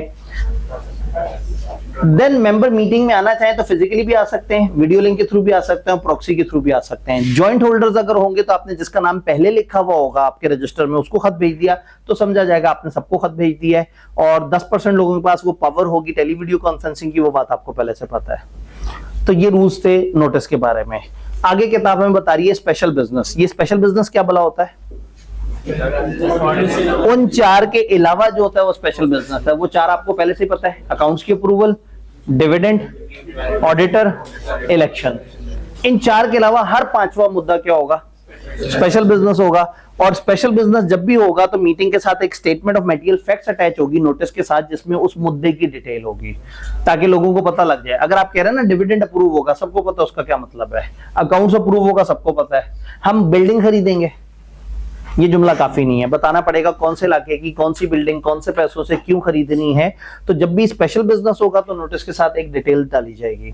फिर अगर आप चाहते हैं कि मेंबर्स को कोई कहे कि हम फलाना कॉन्ट्रैक्ट अप्रूव करेंगे और वो कॉन्ट्रैक्ट आप पूरे पाकिस्तान में नहीं सर्कुलेट करना चाह रहे नोटिस के साथ, तो फिर बता दें कि ये कॉन्ट्रैक्ट फलाना लोकेशन में पड़ा होगा, आप में से जो आके से देखना चाहे समझना चाहे वो आके से यूज कर सकता है। क्या ये सारी बात समझ आ रही है? मीटिंग को चेयर कौन करेगा? मीटिंग को वही चेयर करेगा जिसका थोड़ी देर पहले हमने पढ़ा था चेयरमैन। वो जो डायरेक्टर्स का चेयरमैन होता है वही बाय डिफॉल्ट खुद ब खुद मेंबर्स का भी चेयरमैन होता है। चेयरमैन का असल काम तो मीटिंग में हेड करना है, तो वो जो डायरेक्टर्स की मीटिंग को हेड करता है वही मेंबर्स की मीटिंग को हेड करेगा। लेकिन अगर मीटिंग शुरू हुए 15 मिनट गुजर चुके हैं और वो इंतहाई रिस्पॉन्सिबल पर्सन 15 मिनट तक नहीं आया, या वो आया है और उसका गला खराब है और वो बोल नहीं पा रहा, या व्हाट्सएवर वो विलिंग नहीं है, तो फिर सेकंड लेयर की तरफ आएंगे। डायरेक्टर्स जो मौजूद होंगे उनमें से वो चूज कर लेंगे कि कौन होगा चेयरमैन। लेकिन डायरेक्टर्स पे मीटिंग अटेंड करना वाजिब नहीं है। इनको मीटिंग के नोटिस तो भेजे हैं, आए ना आए इनकी मर्जी, और आएंगे तो इंतजामिया के तौर पे आएंगे। हाँ, अगर वो खुद मेंबर भी है तो वो मेंबर बन के वोट भी डाल सकता है, अदरवाइज डायरेक्टर सिर्फ मैनेजमेंट को देखने के लिए आते हैं। तो अगर चेयरमैन मौजूद नहीं है तो जो डायरेक्टर्स मौजूद हैं वो चूज करेंगे कि कौन चेयरमैन होगा। और अगर डायरेक्टर्स भी मौजूद नहीं है या उनमें से भी कोई विलिंग नहीं है, फिर मेंबर्स आपस में से इलेक्शन कर लेंगे। मेंबर्स में से 1-2 लोग कहेंगे कि मैं चेयरमैन बनना चाहता हूँ, उसी को वोटिंग कर लेंगे और वो बंदा चेयरमैन बन जाएगा। फिर अगली मीटिंग जब होगी तो फिर वही दोबारा पुराना वाला चेयरमैन वापस आ जाएगा। ये हंगामी सिचुएशन है कि अगर 15 मिनट गुजर जाए और चेयरमैन ना आए। अब फर्ज करें 45 मिनट गुजरने पे चेयरमैन साहब आए, तो उसको सामने बिठा देंगे, क्योंकि वो अपना एजाज खो चुका हुआ है, क्योंकि मीटिंग अब कोई और शेयर कर रहा है। उस दूसरे बंदे को उठाना मुनासिब नहीं है। यहां तक हमने जितना पढ़ा उसमें कोई छोटा मोटा सवाल? सर, जी मीटिंग के अंदर डायरेक्टर्स चाहे आए ना आए, जी अगर वो नहीं आते तो फिर सारा मामला को डिस्कस। जी, अगर डायरेक्टर आए या ना आए, तो अगर डायरेक्टर नहीं आ रहे तो फिर मामला डिस्कस कौन कर रहा है? ये चेयरमैन इसीलिए तो रखा हुआ है। चेयरमैन का मकसद ही है कि ये मीटिंग को स्टार्ट करेगा। इसे डायरेक्टर्स ने बता के भेजा हुआ है कि भाई मीटिंग में ये 5 मुद्दों पे तुमने बात करनी है। ये बोलेगा अब आप बोले, अब आप बताएं, अब आप बताएं। तभी तो हम इतने कंसर्न है कि ये ना हुआ तो फिर डायरेक्टर्स में से किसी से कह देंगे कि जी आप आ जाएं, और अगर वो भी ना हुए तो फिर मेंबर्स को आपस में से किसी सीनियर बंदे को सिलेक्ट करना पड़ेगा। तो चेयरमैन देख रहा है सामने सामने से, और जो छोटे मोटे कागजी कार्रवाई हैं वो कंपनी सेक्रेटरी ने अपने जिम्मे लिए हुए होते हैं। जी, कोई कंफ्यूजन? वोटिंग मीटिंग्स में अब जो भी फैसले होंगे वो वोटिंग से होंगे। वोटिंग के 2 मशहूर तरीके होते हैं, शो ऑफ हैंड और पोल। बाय डिफॉल्ट कंपनियों की ख्वाहिश होती है कि शो ऑफ हैंड से बात बने। जो company not having share capital उसमें सारे लोग बराबर होते हैं, और जो हैविंग शेयर कैपिटल है उसमें देखा ही जाता है कि किसने कितने रुपए के शेयर्स खरीदे हुए हैं। मेरे पास 500 के शेयर्स हैं, ये भाई के पास 50,000 के शेयर्स हैं, तो मेरे पास 500 रुपए की पावर होगी, इनके पास 50,000 की पावर होगी। मैं अपने जैसे 100 लोग इकट्ठे करूंगा तो हम 100 की मिला के उतनी पावर होगी जितनी इन अकेले के पास होगी, अगर वोटिंग पावर की बात करें। लेकिन अगर लॉ कहेगा हम क्वांटिटी गिनेंगे तो मैं भी एक, ये भी एक। तो शो ऑफ हैंड और पोल ये 2 अलग अलग तरीके हैं। शो ऑफ हैंड में गिनती गिनी जाती है, गधे घोड़े बराबर हो जाते हैं, कम वोट वाले ज्यादा वोट वाले बराबर हो जाते हैं, छोटा शेयर होल्डर बड़ा शेयर होल्डर बराबर हो जाता है। लेकिन अगर कुछ लोगों को एतराज हो कि यार ये क्या बात हुई, वो पोल डिमांड कर सकते हैं। तो जब मीटिंग होती है पहली ख्वाहिश हमारी होती है कि हम शो ऑफ हैंड से करें, हर बंदा 1 वोट डालेगा, चेयरमैन वो शो ऑफ हैंड का रिजल्ट डिक्लेयर करेगा, बंदे गिनेगा, कहेगा लो जी इतने बंदों ने हाथ खड़े किए, इसका मतलब है ये रेजोल्यूशन इतनी % मेजॉरिटी से पास हो गई। और चेयरमैन की जो डिक्लेरेशन हो वैलिड होगी अनलेस के लोग साबित करते हैं नहीं गौर से देखो ये धांधली हुई थी, गड़बड़ हुई थी, बेईमानी हुई थी। डिसीजन मिनट्स में एंटर कर दिया जाएगा। लेकिन जिस वक्त डिसीजन आया उस वक्त अगर कुछ सीरियस लोगों ने देखा यार तो मजाक हो गया, तो नॉन सीरियस लोगों ने हाथ खड़े किए हुए थे। कंपनी में 70 लोग बैठे हुए थे, चेयरमैन ने कहा कि भाई वो मीटिंग आगे करें, काफी देर से मीटिंग हो रही है, 1 हफ्ते बात करें या आधा घंटा और लगा के मीटिंग खत्म कर दें। तो 60 लोगों ने हाथ खड़े कर दिए कि जी मीटिंग अभी खत्म कर दें, हफ्ते बाद दोबारा इकट्ठे होते हैं, क्योंकि उन्हें पता था मीटिंग खत्म होती खाना खुल जाना है। और वो जो 10 बंदे बैठे हुए थे जिनके पास 80% पावर थी, उन्होंने कहा यार ये कौन लोग हैं, खाना खाने आ जाते हैं। उन्होंने कहा नहीं, हम शो फ्रेंड को नहीं मानते, हम पोल डिमांड कर रहे हैं। पोल डिमांड करने के लिए आपके पास 10% वोटिंग पावर होनी चाहिए। अगर आप 10% पावर रखते हैं, एक अकेला बंदा या 4-5 बंदे मिलके, तो वो पोल डिमांड कर सकते हैं। चेयरमैन को भी अगर खुद लगे कि भाई हंसी मजाक ज्यादा हो गया था, नॉन सीरियस था, तो चेयरमैन खुद भी कह सकता है भाई ये मामला तो पोल से होगा। लेकिन पोल थोड़ा सा स्लो प्रोसेस है। शो ऑफ हैंड बहुत आसान था, हाथ खड़े हो गए, गिन लिए, हिसाब नहीं लगाना छोटा कौन बड़ा कौन, ज्यादा किसके पास कम किसके पास। पोल में क्या होगा, सबके पास एक कागज आएगा, कागज पे लिखेंगे मेरा ये मेंबरशिप नंबर है, मेरे पास इतने शेयर्स हैं और मैं वोट कर रहा हूँ यस में या मैं वोट कर रहा हूँ नो में। फिर वो जिसने इसको प्रॉक्सी बना के भेजा होगा उसका कागज पकड़ेगा कि मैं फलाना बंदे की प्रॉक्सी के तौर पर ये वोट कर रहा हूँ। तो फिर सारे लोग ये वोट फिर एक कागज पे लिख के उसे बंद करेंगे, फिर दरमियान में एक शीशे का मर्तबान रखा हुआ होगा, उसके अंदर जो है वो लोग आके अपने अपने वोट डाल रहे होंगे। फिर चेयरमैन उसको सामने रखेगा और जिन्होंने पोल डिमांड किया था उनके एक नुमाइंदे को बुलाएगा, बाकी लोग बैठ के गप्पे मार रहे होंगे, चाय पी रहे होंगे, सिगरेटें पी रहे होंगे बाहर जाके, ये हिसाब किताब लगा रहे होंगे, कागज वो करके एक एक्सेल की शीट खोली हुई होगी, कितने वोट हो गए कितने वोट हो गए, पूरा करने के बाद और फिर हो सकता है किसी भी शक को तो देखें उसका मेंबरशिप नंबर वही है, किसी ने प्रॉक्सी बोल तो दिया, पता नहीं प्रॉक्सी का फॉर्म भी उसके पास है या नहीं। सारी इन्वेस्टिगेशन करने के बाद तकरीबन 1.25 घंटा 1.5 घंटा उस पूरे प्रोसेस पे लग सकता है। तो इसलिए ख्वाहिश ही होती है कि शो ऑफ हैंड से फैसला हो जाए। और अगर शो ऑफ हैंड से मामलात उस तरह से हो गए, यानी कि शो ऑफ हैंड से ये गालबन शो ऑफ हैंड से अगर मामला अच्छा हो जाए, यानी कि ज्यादा लोगों को लगे यार सही हो गया फैसला, तो वो फिर टाइम वेस्ट करने वाली एक्टिविटी पोल की तरफ नहीं जाएंगे। लेकिन फिर भी अगर पोल डिमांड हो जाए तब चेयरमैन को देखना है कि भाई ये पोल अभी किया तो मीटिंग तो तबाह हो जाएगी। तो ऐसा हो सकता है कि मीटिंग में होने वाले जितने भी एजेंडा पे पोल डिमांड हुए वो साइड पे करता जाए और मीटिंग के एंड पे सोचे कि ये सारे पोल अभी कंडक्ट करें या अगले हफ्ते या उससे अगले हफ्ते कर लें। 14 दिन का टाइम है चेयरमैन के पास कि वो पोल को अगले 14 दिन तक कैरी फॉरवर्ड कर सकता है। और कुछ केसेस में वो मजबूर है, वो पोल अभी करना पड़ेगा। 2 केसेस में लॉ कहता है कि ये पोल जो डिमांड हुआ है ये अभी करना पड़ेगा। एक, अगर पोल डिमांड हो जाए चेयरमैन के इलेक्शन पे कि चेयरमैन कौन होगा, तो ये वाला पोल जो है इमीडिएट करना पड़ेगा। और उसके अलावा अगर पोल ये हो कि मीटिंग एडजर्न करें या ना करें, ये पोल भी अभी के अभी होगा, क्योंकि ये वाला पोल हम एडजर्न नहीं कर सकते कि मीटिंग एडजर्न करें या ना करें। तो मीटिंग एडजर्न करने का फैसला और इलेक्शन ऑफ जो चेयरमैन है, ये 2 पोल अभी के भी होंगे और बाकी पोल्स के केस में 14 डेज के अंदर अंदर काम हो सकता है। और उसके बाद उनका जो रिजल्ट वगैरह अनाउंस होगा, चेयरमैन इस सारे प्रोसेस को रेगुलेट करेगा। तो वोटिंग, अब अगर आपसे कोई पूछे जी स्पेशल रेजोल्यूशन जो 75% है, ये तादाद का 75% होती है या वोटिंग पावर का, तो आप कहेंगे जी जवाब ये है कि मीटिंग वाले दिन क्या हुआ था, क्या शो ऑफ हैंड हुआ था, तो फिर तो इंसान गिने होंगे। और अगर पोल डिमांड हुआ था तो फिर वोटिंग पावर काउंट हुई होगी। याद रहेगी। वोटिंग से रिलेटेड अगर कोई 2 सवाल आपकी तरफ से। जी तो इलेक्ट्रॉनिक वोटिंग हो गया जी, इन्होंने कहा अब तो इलेक्ट्रॉनिक वोटिंग आ गई है, बिल्कुल आ गई है, हमारे सिलेबस में उसके रूल्स नहीं है जी। चेयरमैन उसकी तरफ भी जाना हो तो उसकी भी वो वीडियो पड़ी हुई है वहां पे ना। पिछले वीक के सीए फाइनल के अंदर मैंने postal balloting and e voting की रेगुलेशंस करवाई हैं 2024 वाली, वो पूरी 1.25 घंटे की वीडियो है उसके ऊपर जी। दूसरा सवाल, चेयरमैन अगर 22 हो जाए, चेयरमैन अगर बाइस्ड हो जाए तो फिर जरा मुश्किल हो जाएगी। चेयरमैन अगर बाइस्ड हो तो इसीलिए हमने वो जो पोल डिमांड करने वाले हैं उनका एक नुमाइंदा भी साथ भेजा था। अब अगर वो शोर में चाहे कि चेयरमैन ने गलत किया और कुछ और लोग भी पक्के हो जाएं इस पे, तो मीटिंग तो हो जाएगी, बाद में 10% लोग अदालत में जाके कहेंगे मीटिंग में गड़बड़े हुई थी। तो चेयरमैन अगर गलत कर रहा होगा तो लोग उसे गलत करने देंगे नहीं, मौके पे गलत कर देगा, बाद में शिकायत हो जाएगी। आगे चलते हैं। प्रॉक्सी, एक इंसान मीटिंग में नहीं आ सकता, वो क्या करेगा, वो अपनी जगह किसी दूसरे को अपनी वोटिंग पावर देके भेज देगा। भाई मेरे पास खत आता है और मुझे पता है कि ओहो इस दिन तो मैंने मुल्तान में एक शादी पे जाना है और इसी दिन कराची में मीटिंग भी है, वो शादी भी जरूरी है ससुराल में, ठीक है। तो मीटिंग तो मतलब हाँ वो ब्लडी रिलेशन, वो तो फिर मामला उधर तो जो है ना खून खराब हो जाएगा। तो और मैं चाहता हूं, मैंने कहा यार इतनी अहम मीटिंग है, मैंने तो बड़ा अहम वोट डालना था वहां, तो कोई बात नहीं, लॉ ने मुझे इख्तियार दिया है कि मैं किसी को नामजद कर दूं कि वो मेरे बेहाफ पे वोट करे। मैं नॉर्मली मेंबर्स में से कोई बंदा ढूंढूंगा और मैं उसे कहूंगा कि मैं तुम्हें नामजद कर रहा हूं। लेकिन अगर कंपनी की आर्टिकल्स में लिखा हो तो हम नॉन मेंबर को भी भेज सकते हैं। तो हो सकता है मैं अपने कजन को भेज दूं, अपने दोस्त को भेज दूं जो कि कंपनी का मेंबर ना हो। मैं उसको ये पावर कैसे दूंगा, एक खत के थ्रू, प्रॉक्सी फॉर्म या प्रॉक्सी इंस्ट्रूमेंट।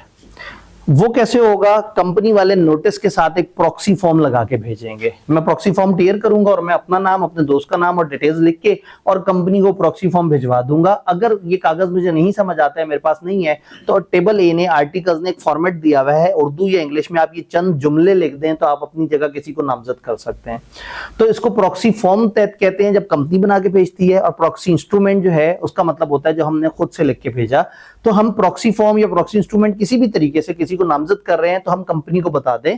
मीटिंग के टाइम से 48 घंटे पहले कम से कम कंपनी को खत मिल जाना चाहिए। बुध वाले दिन शाम 4 बजे अगर मीटिंग है तो पीर वाले दिन शाम 4 बजे से पीछे पीछे तक कंपनी वालों के पास पहुंच जाना चाहिए। और अगर इन 2 दिनों में छुट्टी आ गई कोई तो मजीद 72 घंटे, मतलब इसमें 72 घंटे तक टाइम चला जाएगा, 24 घंटे और ऐड हो जाएंगे। यानी आपने कंपनी को कम से कम 2 वर्किंग डेज के अंदर प्रोसेसिंग का टाइम देना है। तो ये 48 घंटे कम से कम होने चाहिए मीटिंग टाइम से। तो ये वो जगह है जहां दिन नहीं घंटे काउंट हो रहे हैं। तो याद रहेगा, अगर एक प्रॉक्सी फॉर्म कंपनी तक पहुंच गया, वैलिड है, कंपनी उसको इनकार नहीं कर सकती, कंपनी को उसके मुताबिक फिर करना पड़ेगा और चीजें फिर प्रॉपर तरीके से चल रही होंगी। तो यहाँ पे प्रॉक्सी समझ आ रहा है?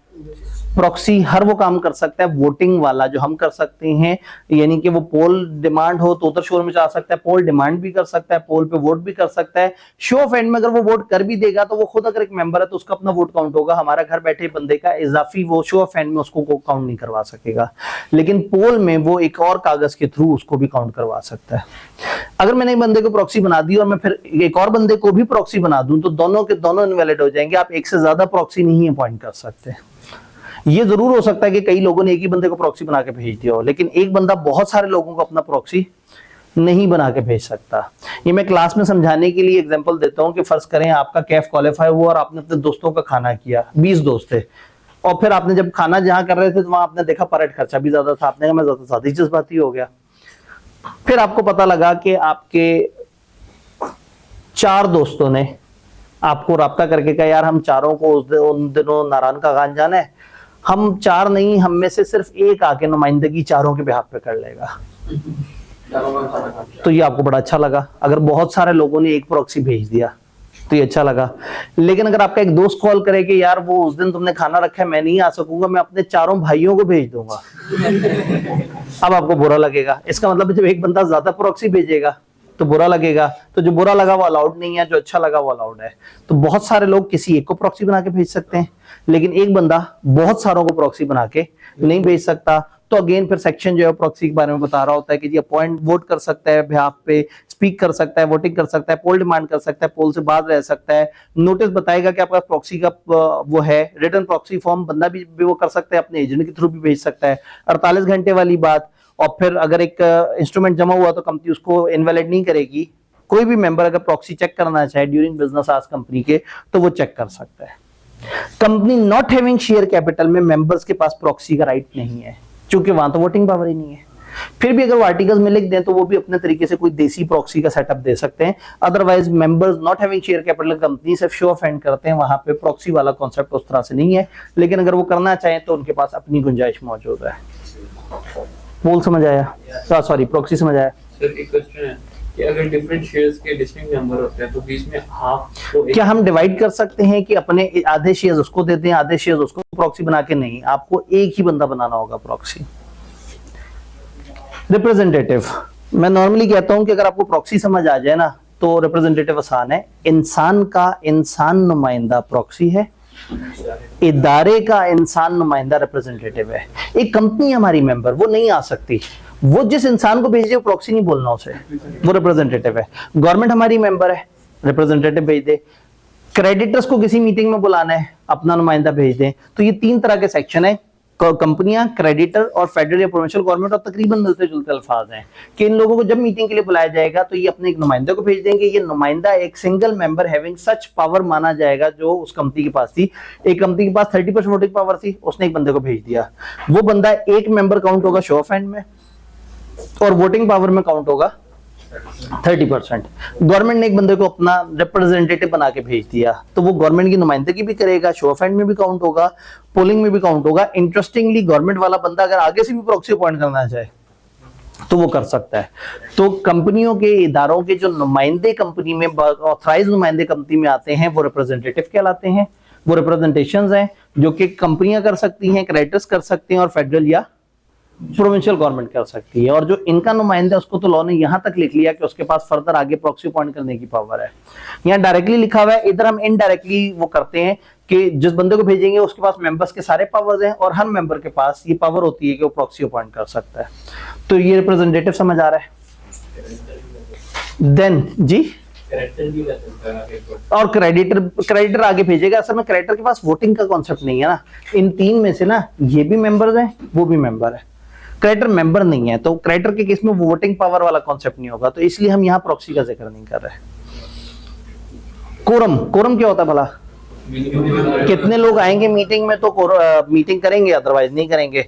तो लॉ ने एक ऐसा कोरम बताया जिसमें क्वांटिटी भी बता दी और वोटिंग पावर भी बता दी। लिस्टेड कंपनी के पास 10 बंदे, कम से कम 10 मेंबर्स, जो कि या तो फिजिकली प्रेजेंट हो या वीडियो लिंक के थ्रू प्रेजेंट हो। याद है वो वीडियो लिंक वाले भी फिजिकल अटेंडी काउंट होते हैं।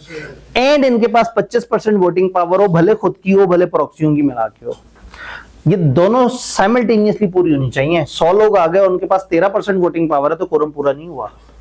3 लोग आ गए 80% वोटिंग पावर वाले, तो भी कोरम पूरा नहीं हुआ। तादाद में भी 10 मेंबर्स फिजिकली नजर आ रहे हो या वीडियो पे नजर आ रहे हो, और वोटिंग पावर इनकी खुद की और जो प्रॉक्सियों ने इनको गिफ्ट देके भेजा, वो टोटल मिला के कम से कम 25% हो। बाकी कंपनियों में 10 नहीं 2, 25% वोटिंग पावर के साथ। और जो शेयर कैपिटल नहीं रखती, वहां आर्टिकल्स में जो लिखा हुआ होगा हम उसको फॉलो कर लेंगे। इससे लार्जर नंबर आप फिक्स कर सकते हैं, इससे स्मॉलर नंबर फिक्स नहीं कर सकते। ये मिनिमम बंदे हैं, तो आप कह सकते हैं 10 नहीं 15 होने चाहिए, ये आर्टिकल्स में अलाउड है, लेकिन आप 10 को कम करके 8 नहीं कर सकते। कोरम पूरा नहीं होगा तो क्या होगा? अगर एक मीटिंग होनी थी और कोरम पूरा नहीं हुआ तो देखेंगे मीटिंग बुलाई किसने थी। अगर तो वो रिक्विजिशनिस्ट ने, वो जिन्होंने दरखास्त दी थी, उन्होंने बुलाई थी, और उसके बाद कोरम इकट्ठा नहीं हुआ, इसका मतलब है वो इतना थका हुआ एजेंडा था, चंद लोगों ने शोर मचा के एजेंडे पे मीटिंग तो बुलवा ली, लेकिन कोरम पूरा नहीं हुआ, वो मीटिंग उसी दिन उसी टाइम डिसॉल्व हो जाएगी। और अगर डायरेक्टर्स ने बुलाई थी तो यकीनन कोई काम की बात होगी, लॉ ने अजम्पशन ली, तो वो इंतजार करेंगे आधे घंटे तक। आधे घंटे तक कोरम पूरा नहीं हुआ तो फिर एज इट इज 1 हफ्ते बाद के लिए मीटिंग एडजर्न हो जाएगी, वही जगह वही टाइम, लेकिन 1 हफ्ते बाद। तो मंगल को दोपहर 3 बजे मीटिंग हो रही थी कंपनी के रजिस्टर ऑफिस पे, अगले मंगल को दोपहर 3 बजे कंपनी के रजिस्टर ऑफिस पे फिर से मीटिंग होगी, फिर से इंतजार करेंगे आधे घंटे। इस दफा कोरम पूरा ना हुआ तो लिस्टेड हो या दूसरी कंपनी हो, 2 इंसान अगर आ गए जितनी मर्जी वोटिंग पावर वाले, हम मान लेंगे कि कोरम पूरा है, क्योंकि मुलाकात के लिए 2 बंदे चाहिए होते हैं, तो मुलाकात तो हो ही सकती है। और अगर आप कहेंगे इतने भी बंदे ना आए तो फिर मीटिंग हो ही नहीं पा रही होगी, और जो मीटिंग नहीं हो पाएगी वो कौन कराएगा? और एससीसी भी कहते हैं 1 बंदा भी आ गया तो भी कोरम पूरा। आप कहीं अगर वो भी ना हो रहा तो फिर एक तो लेवल 3 की पेनल्टी भी पड़ जाएगी, और ऊपर से कंपनी जो अपने अफेयर्स चलाने में इंटरेस्टेड ही नहीं है तो उसकी वाइंडिंग अप के लिए अप्लाई कर देगा एससीसीपी, वो हमारे सिलेबस में नहीं। तो कोरम से रिलेटेड बात समझ आई?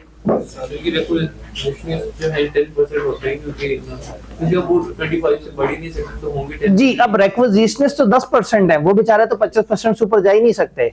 इसका मतलब है कि चंद लोगों को ही परेशानी है। भाई आपने नोटिस में कहा एक अहम इशू है, तो आपके अलावा भी कुछ और लोग तो ऐसे हों जो नोटिस पढ़ के समझे हाँ यार बड़ा अहम इशू है, जाना चाहिए। इसका मतलब है वो सिर्फ उन 10% लोगों को लगा अहम इशू, बाकियों को शायद लगा ही नहीं। तो फिर इसके लिए कोर्ट को रिव्यू करेंगे। अब अगेन अगर वो मीटिंग नहीं करा पा रहे तो फिर वो कोर्ट से जाके पूछें, जो भी सिचुएशन हो सकती है। लेकिन कंपनी लॉ ने एक नॉर्मल जो प्रोसेस बताया, यानी अगर हमने जानना है कि उनका मुद्दा जानदार है या नहीं, तो मीटिंग वाले दिन पता लग जाएगा। अगर मीटिंग में उतने लोग भी नहीं आते तो फिर इसका मतलब है वो उसमें कोई वो खास बात नहीं थी। फॉर एग्जाम्पल मुझे क्लास के बाहर 2 बंदे मिले, वो कहें सर चीजें तो जबरदस्त चल रही हैं लेकिन क्लास वाले कह रहे हैं कि चैप्टर 1 पे एक दफा दोबारा रिवीजन क्लास होनी चाहिए। मैं कहूं यार क्या बात करो, खुदा का खौफ करो, जान लोगे बच्चे की। तो वो अगर नहीं सर वो ना सारी क्लास हमें ऐसा लग रहा है कि सारी क्लास। मैंने कहा आपकी चाहत है या क्लास की चाहत है? नहीं सर आप एक दफा अनाउंस करें, इधर देखिए लहरें बह रही होंगी बच्चों की। अब अगर उस दिन हम क्लास रखें एक्स्ट्रा दोबारा से चैप्टर 1 करने के लिए, और उन 2 में से भी एक बंदा आया वो, ठीक है, या सिर्फ वही 2 होंगे, तो मैं ये पूछूंगा ना भाईजान, कहाँ गई वो चाहत, वो जो आप कहे थे कि एक समंदर है अवाम का, एक तूफान है जो चाहते हैं कि जी एक एक्स्ट्रा क्लास हो, तो फिर इसका मतलब है वो मुद्दा वहीं पे मर जाएगा। हाँ, अगर मैं अपनी ख्वाहिश से आपको बुलाऊं और आप ना आए तो थोड़ा मायूस होंगे, यार कैसे बच्चे हैं, लेकिन खाली कैमरे के सामने क्लास करा के जरूर चला जाऊंगा कि चलो एहसास नहीं है बच्चों को अपनी अच्छाई का, बाद में देख लेंगे वीडियो। तो अगेन डायरेक्टर्स की मीटिंग का कोरम पूरा ना हो तो उनके पास 2-3 ऑप्शंस हैं आगे, लेकिन रिक्विजिशनिस्ट की मीटिंग में कोरम पूरा ना हो तो इसका मतलब है कि उन्होंने जो बात की थी वो उसमें वो दम ही नहीं है, वो कोई ऐसी बात ही नहीं है जिस पे लोग मीटिंग करना चाहें। अब छोटे छोटे से और सेक्शन, क्योंकि अब हम अपने एग्री टाइम पे पहुंच गए, लेकिन हमने ये सोचा था कि कभी कभार हम ऊपर नीचे तो जा ही सकते हैं। रेजोल्यूशन का नोटिस, मीटिंग में रेजोल्यूशन का नोटिस कौन डालेगा? जब भी आपकी कोई मीटिंग होती है और उसमें कोई स्पेशल रेजोल्यूशन होती है तो उसका ड्राफ्ट आपने नोटिस में बताना होता है कि हम ये रेजोल्यूशन पास करेंगे, रिजॉल्व दैट ये काम करने जा रहे हैं। अब मीटिंग के नोटिस में रेजोल्यूशन कौन डालता है? जब डायरेक्टर्स ये मीटिंग भेजते हैं नोटिस तो वो डाल देते हैं। अगर रिक्विजिशन देते हैं तो वो अपनी रिक्विजिशन के साथ ये नोटिस भी बना के भेज देते हैं। उसके अलावा 5% पावर रखने वाले बंदे को लॉ ने इख्तियार दिया है। अगर 5% पावर रखने वाला बंदा उस तक नोटिस पहुंचा, उसने कहा ओहो इसमें फलाना एजेंडा तो है ही नहीं, तो वो चाहे तो उसके ऊपर अपनी पसंद से एक रेजोल्यूशन डाल के कंपनी को भेज दे और कंपनी फौरन से सारे मेंबर्स को बताती है कि एक बंदा जिसके पास कम से कम इतनी पावर है उसने एक नया आइटम इसमें ऐड करवाया है, तो अब ये रिवाइज नोटिस अब आपने जहन में रखना है कि इस मुद्दे पे भी डिस्कशन होगी। तो एक मेंबर 5% वाले के पास भी इख्तियार है कि मीटिंग के नोटिस में अगर वो अपनी पसंद से चीज ऐड करवाना चाहे तो वो ऐड करवा सकता है। एडजर्न मीटिंग में होने वाली रेजोल्यूशन के बारे में लॉ कहता है कि उसकी वही हैसियत है जो कि ओरिजिनल मीटिंग वाली है, लेकिन उसकी इफेक्टिव डेट वहां से काउंट होगी जिस डेट पे वो एक्चुअल में पास हुई है, उससे पीछे से नहीं काउंट होगी। ये बात समझ आई? रेजोल्यूशन थ्रू सर्कुलेशन, एक ऐसी रेजोल्यूशन जो आप सर्कुलेशन से भी पास कर सकते हैं। सर्कुलेशन का मतलब है नोटिस गोल गोल वो करना, सर्कुलेट करना। सर्कुलेशन का इस्तेमाल होता है इंफॉर्मेशन सर्कुलेट की। एक मीटिंग आप करना चाह रहे हैं लेकिन आप ये भी नहीं चाह रहे कि मेंबर्स को इकट्ठा करें। इश्यू तो अहम है लेकिन इस पे इतना बड़ा बखेड़ा करना, सारे मेंबर्स को बुलाना मुश्किल है। छोटी कंपनियों में, प्राइवेट कंपनी और पब्लिक अनलिस्टेड कंपनी जिसके मेंबर्स 50 के अंदर हो, हमें एक इजाजत है कि हम रेजोल्यूशन थ्रू सर्कुलेशन कर सकते हैं। रेजोल्यूशन थ्रू सर्कुलेशन में क्या होता है कि आप तमाम मेंबर्स को, फर्स्ट करें 28 मेंबर्स हैं, आप उनको खत भेजते हैं, आप कहते हैं इस इश्यू पे हमने डिस्कशन करनी है, तुम यस या नो में अपना वोट भेज दो। 28 बंदों को खत गए, उनमें से 20 ने यस पे वोट किया, 8 ने नो पे वोट किया, उन्होंने खत वापस भेज दी कंपनी को। कंपनी ने खत इकट्ठे किए और लिख दिया कि एक रेजोल्यूशन 20 आउट ऑफ 28 बंदों की मजमूई अक्सरियत से पास हो गई। अब मीटिंग तो हुई नहीं लेकिन रेजोल्यूशन पास हो गई, तो करेंगे ये कि अगली दफा जो मीटिंग हो रही होगी उसके मिनट्स के साथ इस चीज को अटैच कर देंगे और उसके साथ लिख देंगे। तो इस फिनोमेना को कहते हैं रेजोल्यूशन थ्रू सर्कुलेशन। ये कहां पॉसिबल है? प्राइवेट कंपनी में, पब्लिक अनलिस्टेड जिसके 50 के अंदर मेंबर्स हो, और याद रहे ऑर्डिनरी बिजनेस के लिए मजाक नहीं कर सकते, वो अहम बात है। स्पेशल बिजनेस के लिए वाला मजाक हो सकता है। तो ये बेसिकली ये सारी बातें हैं कि सिवाय ऑर्डिनरी बिजनेस के मेंबर्स प्राइवेट कंपनी के या अनलिस्टेड पब्लिक कंपनी के 50 के अंदर जो मेंबर्स हैं वो कोई भी ऑर्डिनरी या स्पेशल रेजोल्यूशन पास करना चाहें तो वो पास कर सकते हैं, और ये बिल्कुल ऐसे ही वैलिड होगी जैसे ओरिजिनल मीटिंग है, और फिर वो मिनट्स वगैरह में लिखी जाएगी। जिसने एक दफा अपना वोट भेज दिया वो अपना वोट फिर बाद में बदल नहीं सकता। Clear? Resolution file, resolution file कैसे होगी? ऐसे सेक्शन खत्म। जाहिर है इसमें मतलब क्या है, उसमें जो स्पेशल रेजोल्यूशन है वो 15 दिन के अंदर अंदर आपने जमा करानी होगी। ये बात हमने पीछे भी एक दो जगह देखी हुई है। इसको ऑथेंटिकेट कंपनी का डायरेक्टर कर देगा या सेक्रेटरी कर देगा, और जो भी स्पेशल रेजोल्यूशन वगैरह वो 7 नए डॉक्यूमेंट्स के अटैच होगी, और कोई भी मेंबर अगर कोई कॉपी लेना चाहे रेजोल्यूशन की तो वो कंपनी उसको पैसों के अवज दे सकती है। चैप्टर की आखिरी बात, मिनट्स, दकीके, मिनट्स यानी कि वो जो चंद मिनट्स होते हैं, जैसे क्लास में चंद मिनट्स ऊपर हो गए, ये वो मिनट्स तो नहीं है। ये कौन से मिनट्स हैं? मीटिंग की जो कार्रवाई है उसके मेन पॉइंट्स। अभी थोड़े पहले हमने पढ़ा कि कुछ मीटिंग्स होती भी नहीं कभी कभी, तो मिनट्स में 2 बातें होंगी, जो मीटिंग होगी उनकी कार्रवाइयां, और जो मीटिंग नहीं हुई होंगी उनकी रेजोल्यूशंस, ये मिनट्स में ऐड हो जाएंगी। तो सबसे पहले तो every company is required to maintain record of copies of all resolution of members pass other than at general meeting, और a fair and accurate summary of all proceeding of meeting of directors, members या committee of directors। ये बात याद रहेगी। Minutes एक register में maintain किए जाएंगे, और उस रजिस्टर के वही रूल्स हैं जो वो इन्वेस्टमेंट वाले रजिस्टर के थे। याद करें, हर दिन 2 घंटे के लिए अवेलेबल, उसे आके देखना फ्री, उसकी कॉपी लेनी है तो अप्लाई करो, अप्लाई करने के 7 दिनों के अंदर आपको कॉपी मिलेगी, सारी बातें यहाँ कॉपी पेस्ट हो जाएंगी। बस एक बात याद रहे, मीटिंग होने के अगले 7 दिन तक अप्लाई नहीं कर सकते, मिनट्स लिखने के लिए भी तो टाइम चाहिए। तो minutes normally company secretary arrange कर रहा होता है, चेयरमैन उसको इंश्योर कर रहा होता है कि मिनट्स बन रहे ही नहीं बन रहे। एक मीटिंग जिसके मिनट्स नहीं बने हुए, हम मानेंगे वो मीटिंग हुई ही नहीं थी।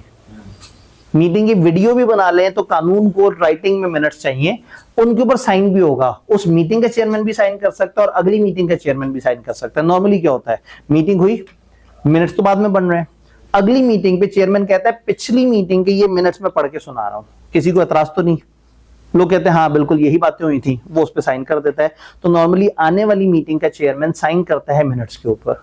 But this is also allowed कि अगर एक मेंबर को जल्दी चाहिए मिनट्स की कॉपी और अभी अगली मीटिंग नहीं हुई, तो पिछली ओरिजिनल मीटिंग में जो चेयरमैन था वो साइन कर दे। अक्सर ये दोनों चेयरमैन सेम होंगे, लेकिन अगर ये अलग अलग हैं तो अगले चेयरमैन के साइन से भी ऑथेंटिकेट हो सकता है और जो पिछला वाला चेयरमैन उसके साइन से भी ऑथेंटिकेट हो सकता है। ये जो मिनट्स हैं ये आपने संभाल के रखने हैं। कंपनियों ने अपने रिकॉर्ड वैसे तो 10 साल संभाल के रखने होते हैं, लेकिन मिनट्स के फिजिकल रिकॉर्ड्स 20 साल संभाल के रखने, और इलेक्ट्रॉनिक रिकॉर्ड जब तक कंपनी खत्म नहीं हो जाती तब तक आपने संभाल के रखने हैं, यानी कि अनलिमिटेड टाइम के लिए संभाल के रखने हैं। डायरेक्टर के चैप्टर में भी मिनट्स का जिक्र आएगा, तो यही सेक्शन की तकरीबन सारी बातें वहां हैं। 1-2 बातें प्लस माइनस होंगी, मैं वहां आपको बता दूंगा कि ये इसमें प्लस हुआ है, ये इसमें माइनस हुआ है। तो क्या हमें मीटिंग के बारे में सब समझ आ गया है? बड़ी लॉजिकल बात है। एक चीज आप याद कर लें कि अगर कभी भी कोई चैप्टर छोड़ने का दिल कर रहा हो, कोई चैप्टर पढ़ा ना जा रहा हो, बहुत आवाज आ रही हो, यूट्यूब पे जाएं, हिस्ट्री क्लियर करें, ताकि रिकमेंडेशन में आपको साफ साफ चीजें आना शुरू हो जाएं। तो आप फिर जो है वो SBI लिख के सर्च करें, स्टेट बैंक ऑफ इंडिया को साइड पे कर दें और स्कूल ऑफ बिजनेस इंटेलिजेंस को सब्सक्राइब करें, घंटी के बटन पे वो करें। कहने का मतलब है वहां प्लेलिस्ट आ रही होगी, सबसे ऊपर या दूसरी कैटेगरी में हमारे क्रैश कोर्सेज की प्लेलिस्ट आ रही होगी। चैप्टर 7 कभी नहीं पढ़ने का मूड हो रहा, आवाज आ रही है, उलझन हो रही है, मैं क्यों पढ़ रहा हूँ, मैं जिंदा क्यों हूँ, मैं क्या चाहता क्या हूँ, होता है, फेजेस आते हैं। वीडियो चला के प्ले करके कानों में ठूटियां लगा के आप जो है ना लेटे रहें, सोने के लिए लेट जाएं, नींद बाद में आएगी, चैप्टर पहले खत्म हो जाएगा। तो कभी भी किसी चैप्टर से आवाज आ रही हो तो सुन के भी, मतलब सीलो को ना लोग एक बड़ा जुल्म करते हैं, इसको रट्टा मारते हैं। रट्टा तो मारना है, लेकिन बगैर समझे जब रट्टा मारते हैं तो उनको शदीद आवाज आ रही होती है। अगर आपको गेम समझ आ जाए, अच्छा ये काम क्यों हुआ, इसके पीछे क्या लॉजिक थी, इस तरह से, और अगर आपने बार बार सुनी हो तो पेपर में हो सकता है दिन आगे पीछे करते हैं आप, लेकिन प्रोसेस वही लिख देंगे। तो 60 to 70% ऑफ द सीलो ऐसा है जो आप अपनी लॉजिक से खुद से भी लिखना चाहें तो लिख सकते हैं। कुछ जगह है जहां मजबूरी होती है रट्टे की, तो कल हम एक लिस्ट देखेंगे कि कौन सी जगह मजबूरी है, लाजमी रट्टा लगाया जाए, और कहां हम लॉजिक से काम चला सकते हैं। भाई कुछ कहना चाहते हैं? जी, मेंबर्स जो मीटिंग में कोरम होता है, ठीक है जी, उन्होंने कहा सवाल नल एंड वॉइड हो गया। कोई आखिरी सवाल जाते जाते, यही भाई का आखिरी सवाल, बल्कि ये 2 भाई ने हाथ खड़े किए जी। वो भाई को बहुत जल्दी है, अच्छा ठीक है, सही, जी जी ठीक